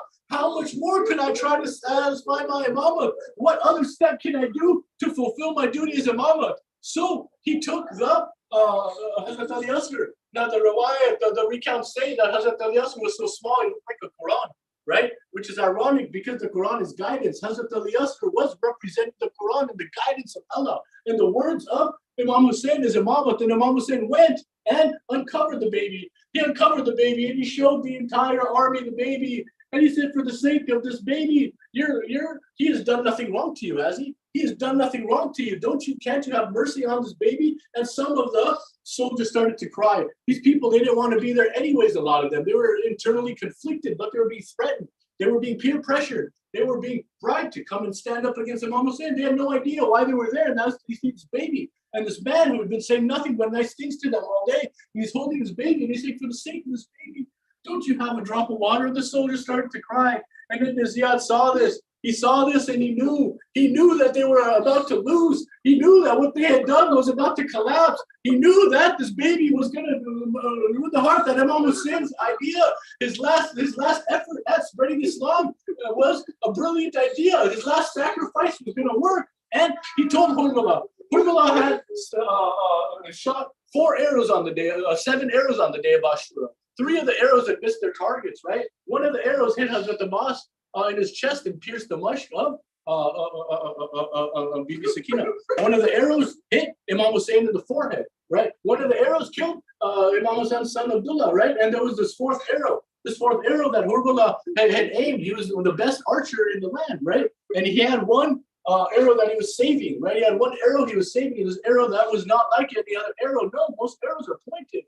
This arrow had 3 points. It is the arrow that people would use when they go hunting for camels to make sure that they cut the neck of a camel, right? And Imam Hussein, he held Hazrat al-Asr up. He held him up so everybody could see, exposing him to the same army that had killed Hazrat al-Asr, the same army that had hid behind trees and cut the arms of Abbas off. He held his son in a state of vulnerability, and he held him up. Hazrat al-Asr opened his eyes and looked around, right? And he stuck his tongue out as if to show the army how thirsty he was. He stuck his tongue out, and instead of water, the arrow from Hurmala shot through the air. It shot through the air and cut the head of Hazrat al-Asr. Cut the head off Hazrat al-Asr. His tiny body that had not moved in days. The shock from the arrow had made his arm flap like a little bird in the arm of his father. I'm sorry to get too gruesome, but when a neck is severed like that, the blood shoots straight out from where the head used to be. Imam Hussein had the blood of his son shooting straight out to his face, shooting straight out to his body. He had the blood of al-Asr. His arms were full of the blood of al-Asr, and he went to go put his arms down. Now, Imam Hussein was not just the king of mankind, he's the king of the whole world, wasn't he? The ground spoke to Imam Hussein, and it said, if one drop of this baby's blood falls on the ground. We're never going to grow plants again, and the world will starve. So Imam Hussein did the next best thing. He went to go throw it in the sky. And this guy said, no, our Imam, we cannot accept the blood of Hazrat al-Asr alayhi salam. If you put the blood of al-Asr alayhi salam in the sky, we will never release one drop of rain. So Imam Hussein, his face already bloody with the blood of Abbas. His face already bloody with the blood of Hazrat al-Asr alayhi salam. He took the blood of his baby, Hazrat al-Asr alayhi salam, and he spread it all over his face. He spread it all over his face, and he had this tiny body in his arms. Tiny body in his arms. The lightest lash he had carried, but his back was broken. His back was broken. How heavy must this body have been? So heavy that Imam Hussein couldn't take it to the camp. He started to walk. Right? We talked about inna lillahi, inna ilayhi raji'un, inna lillahi, inna ilayhi raji'un as he started going to the camp. And then he would retreat. 7 steps forward, 7 steps back. We're going to do this tomorrow. And why was he doing this? Because he knew the reaction. He was scared that would be when Rabab would see her son return. When Rabab was letting Hazrat al-Asr go, you know what she told him? She said, tell your grandmother Fatima, give her my apologies that I don't have any water to wash your face when you meet your grandmother. What is this mother going to think when the baby returns with no bed? What is this mother going to think? She was going to go into shock and her mother would see that and her mother would die.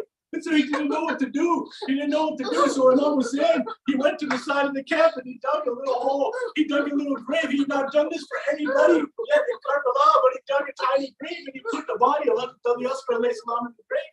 He put the body of Hazrat al-Asr alayhi salam in the grave and he went back to the camp. Rabab saw the blood, saw the reaction and knew what had happened, knew that his sadaqah had been given. Now listen to the story. Listen to the story. I'm almost done. I know it's getting hard. I know the tears, the weight of the tears are starting to weigh on you. You're starting to understand and feel the weight of the tears and the sadness, right?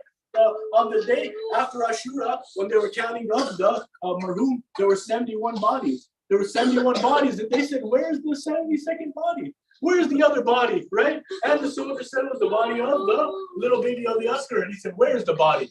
Where's the body, right? And Shimmer took his sword and started stabbing it in the ground of Karbala, stabbing the ground of Karbala with the sword, stabbing the ground. Why was he stabbing the ground of Karbala with the sword? He stabbed the spot, it was a soft spot, and he pulled out the sword, and the tiny body of Hazrat al-Asr was hanging on the sword, This was the way that it's meant to Karbala. You know, every time people would offer Bibi Sakina water, she would look around for her brother al-Asr alayhi salam. al-Asr was swallowed. He'll drink first, and then she would realize he was not there. Who can explain to her what had happened to her brother? Who can explain to her what happened to her father? My brother, my sister. This is the night of tears. This is the night of tears.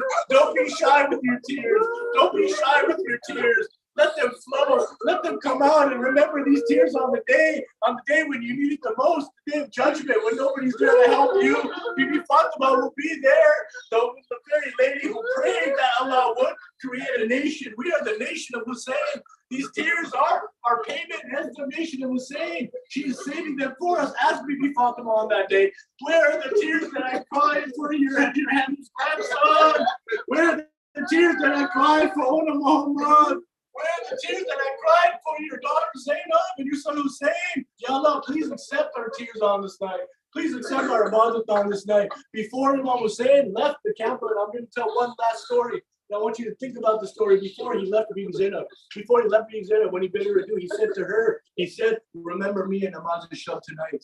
On the day of night of Sham and Riba, he was not only certain that Bibi Zainab would do Namaz al-Shab, but he wanted to let her know that's what he expected from her, being the daughter of Ali, being the princess of Imam, that she would recite Namaz al-Shab. Let's do Ibadah tonight, right? Let's do Matam tonight, so Alam tonight, let's do Ibadah tonight. Let's, Allah, please let tonight take away all of our stress, all of our grief, all of our ignorance. Ya Allah, whatever brings us sadness in this world, Ya Allah, make us realize that there's no sadness unless we're finding right? That is the only sadness we should feel in this world. Ya Allah, give us success in everything we do, in our school, in our marriage, in our jobs, you know, in our community service, you know, in the sports that we do, whatever we do, give us success in everything, because we are the nation of Islam. We are the nation of the same. We are an example to humanity of the best of everything. So help us fulfill that duty. whoever is sick, whoever is hurt, whoever has ailments in this room, leg injuries, neck injury, blood, whatever is going on, whatever sickness is in this attendees of this majalis, the families of the attendees, remove all of the sickness. Ya Allah. You are the only cure of sickness. And on this day, for the sake of Bibi Fatima, for the sake of these tears that flew from our eyes for your grandson, please remove the sickness and cure us all. Forgive our sins, forgive the sins of our Mahroom.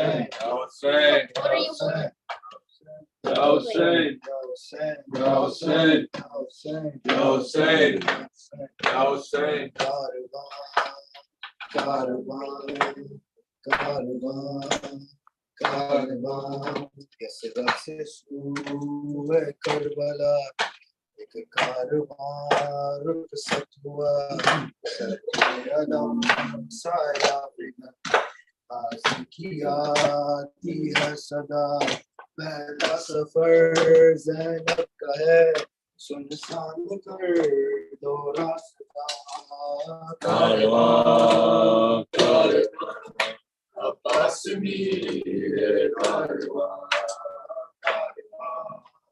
کاروان عباس میرے کاروان کاروان کاروان عباس میرے کاروان کیا شان ہے کیا لوگ ہیں قرآن صلی اللہ آیات کا ہے قافلہ عرش و علم ان کا نشان عباس میرے کاروان کاروان کاروان عباس میرے کاروان کاروان کاروان عباس میرے کاروان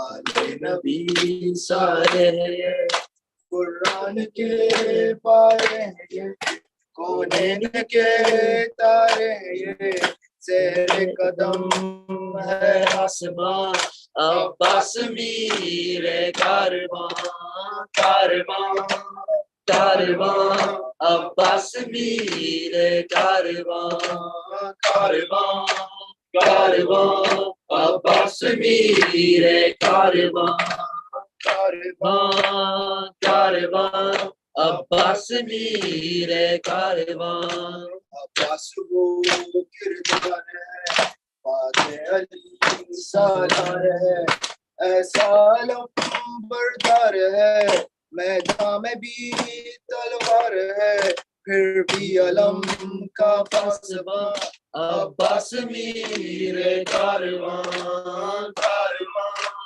کاروان عباس میرے کاروان کاروان کاروان عباس میرے کاروان یسرب سے تھا با کربلا ہر دن طواف قافلہ عباس کرتا ہی رہا پردے کا ذمہ دار تھا یوں مطمئن تھی بیبیاں عباس میرے کاروان کاروان کاروان عباس میرے کاروان کاروان کاروان عباس میرے کاروان کاروان کاروان عباس میرے کاروان کاروان کاروان عباس میرے کاروان یا حسین یا حسین یا حسین یا حسین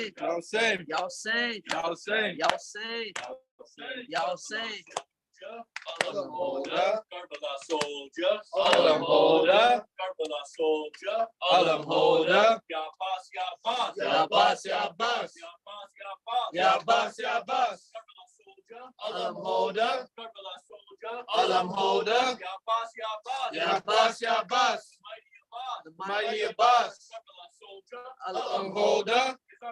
For Hussein until they took his shoulders. Ya Abbas, Ya Abbas. Ya Abbas, Ya Abbas. The mighty Abbas. Mighty Abbas. The lion of the tribe. The lion.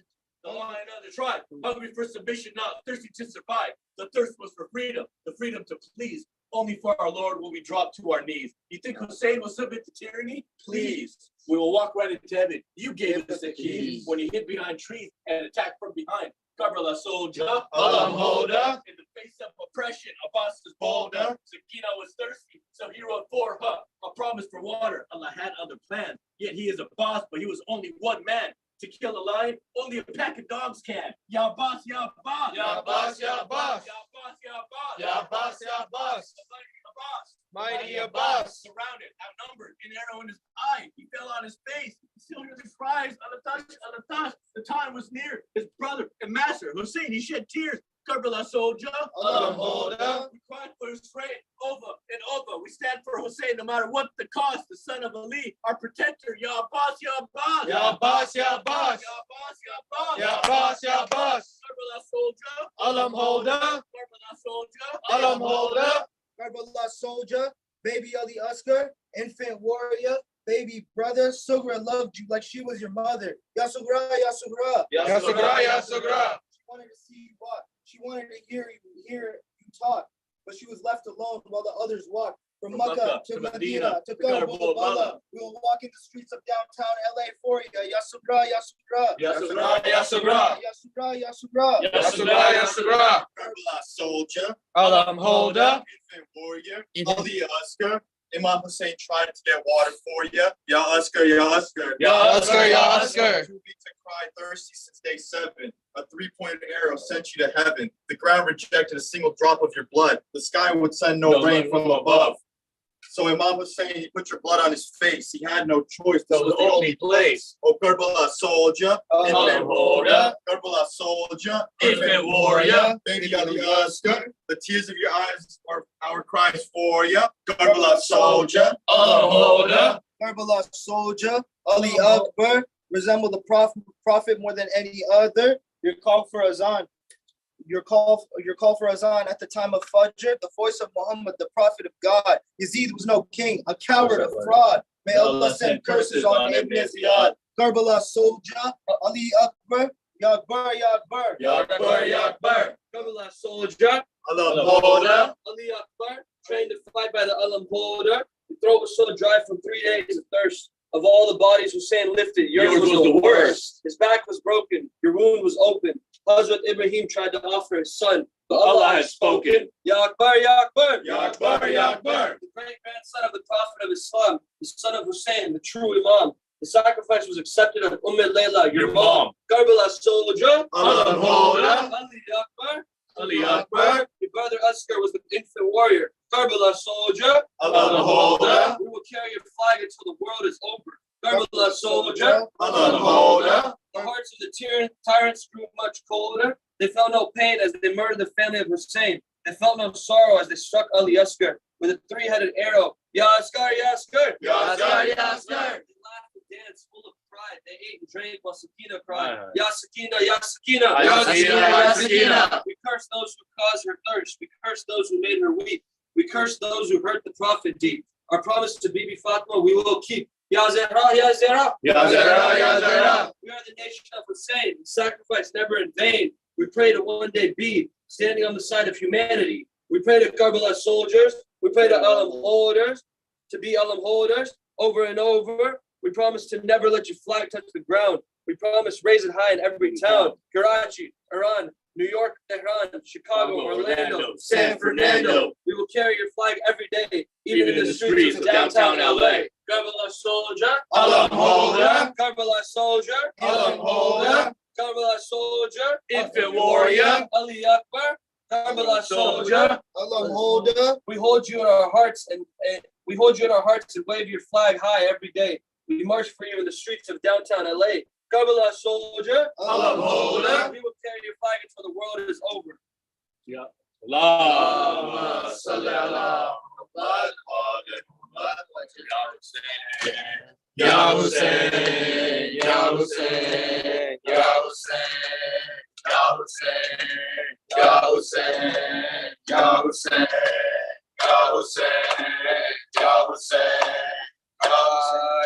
Sakina, Hai Sakina, Hai Sakina, Hai Sakina.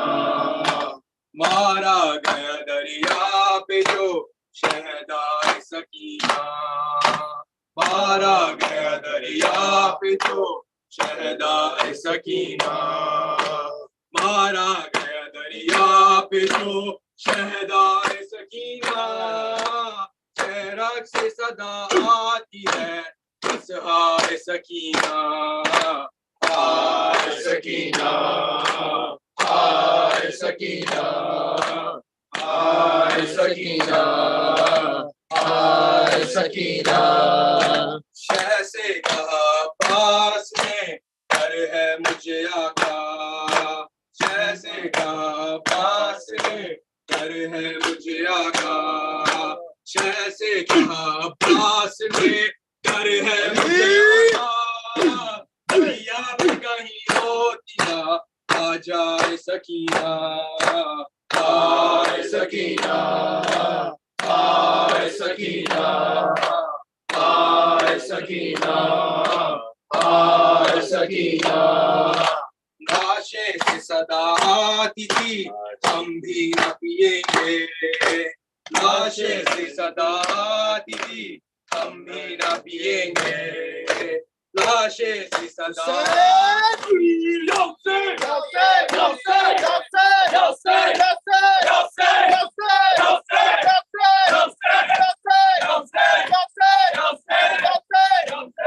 जब तक तुम्हें पानी नहीं मिल जाए सकीना, हाय सकीना, हाय सकीना, हाय सकीना, हाय Sakina.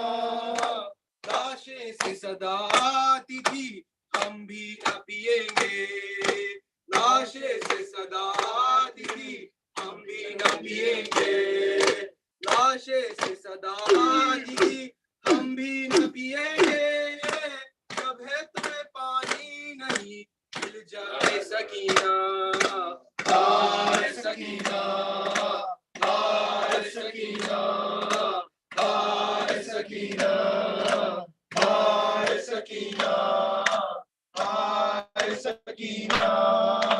Ya Hussein, Ya Hussein, Ya Hussein, Ya Hussein, Ya Hussein, Ya Hussein, Ya Hussein, Ya Hussein, Ya Hussein, Ya Hussein, Ya Hussein.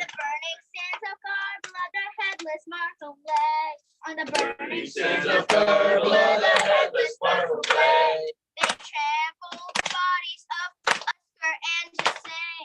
They trampled the bodies of Ashura and Hussein. They stopped Prophet's family from getting water. They stopped the Prophet's family from getting water. On the burning sands of Karbala, the headless martyrs lay.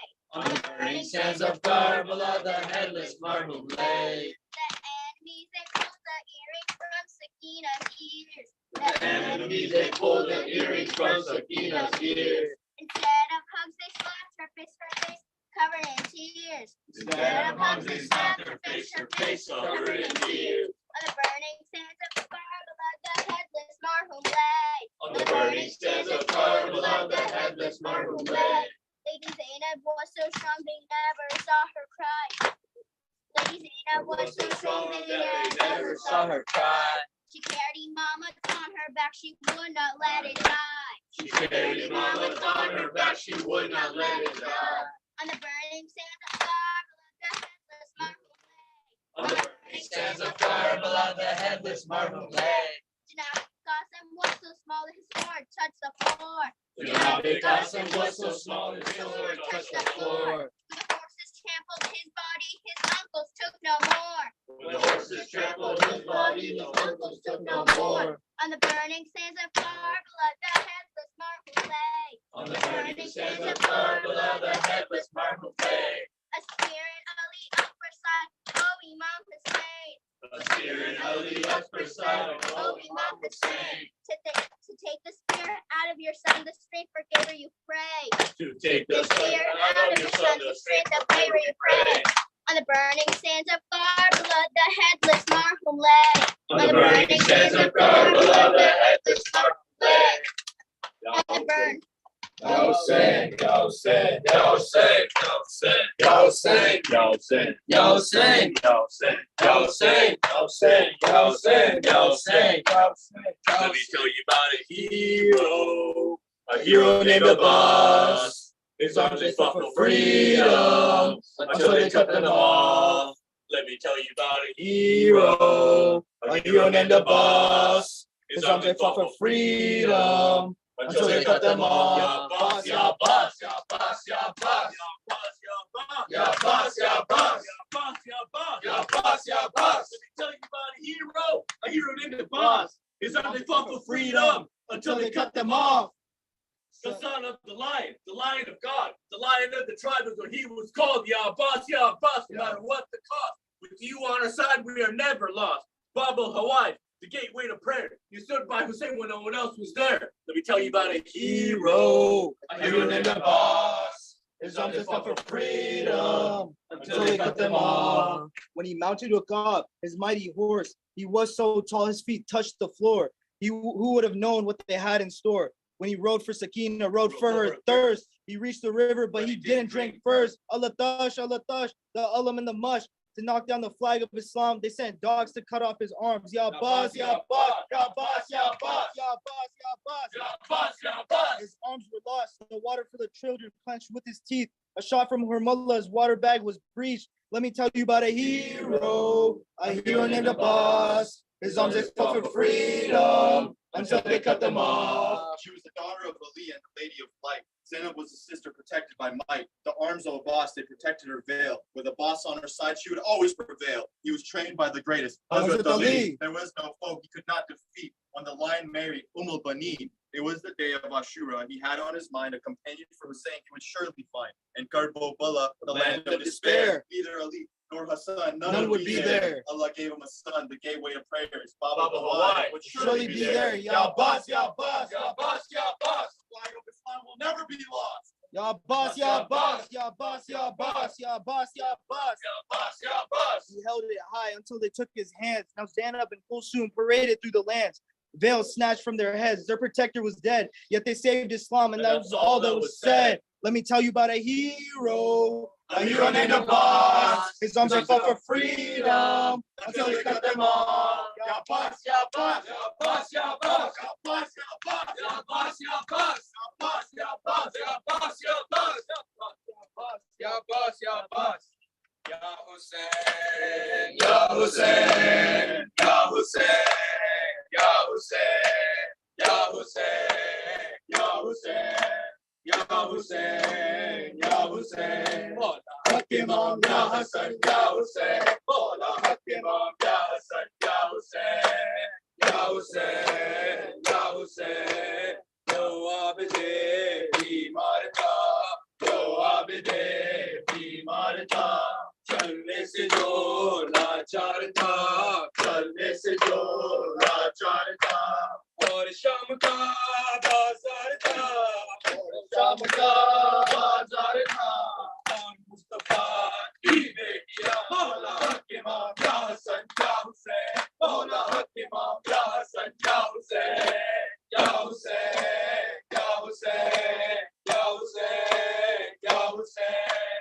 Shabir की वो लाडली, शबीर की वो लाडली. सीने पे जो शाके पली, सीने पे जो शाके पली. जिसकी अमावन में जली, जिसकी अमावन में जली. ऊपर तमाम चौके निशा मौला हक इमाम या हसन या हुसैन. मौला हक इमाम या हसन या Hussain. Ya Hussein, Ya Hussein, Ya Hussein, Ya Hussein, Ya Hussein, Ya Hussein, Ya Hussein, Ya Hussein, Ya Hussein, Ya Hussein, Ya Hussein, Ya Hussein. Ya se gale khanjar chale, ya se gale khanjar chale. चादर चीनी में चले, चादर चीनी में चले.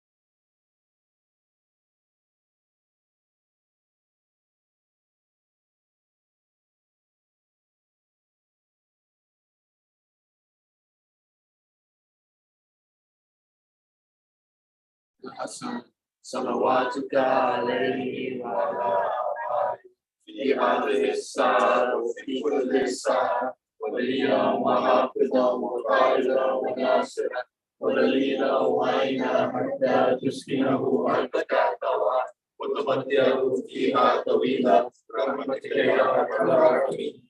اللهم صل على محمد وآل محمد.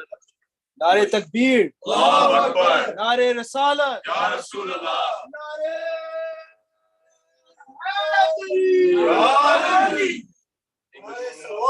اللهم صل على محمد وآل محمد.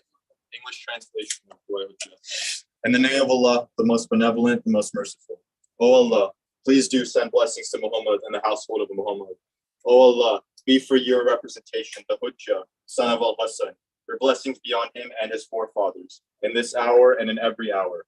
A guardian, a protector, a leader, a helper, a proof and an eye, until you make him live on this earth in obedience to you and cause him to live in it for a long time. Allah. Please remember to do the amounts tonight. There's three different namazes. One is 4 rakat namaz in units of 2 Surah Al-Hamd, and then 50 times Qul Huwallah in each rakat. One of them is 4 rakat namaz in units of 2. In each rakat you do Surah Al-Hamd 1 time, and then 10 times Ayatul Kursi, Surah Nas, Surah Falaq, Surah Kafirun, and Surah Ikhlas. And then you recite Surah Ikhlas 100 times. And then the other namaz is it's a 100 unit namaz in units of 2. In each rakat you do Surah Al-Hamd and then Surah Tawheed 3 times. So these are and namaz al-Shab, very important to recite tonight. So if you do any or all of these namazes, do it on my behalf in case I miss one of them. On behalf of all the community members here, please pray for all of our families. Please pray for our rooms. And inshallah, we will meet again soon, especially on the gates of heaven. اللهم صل على محمد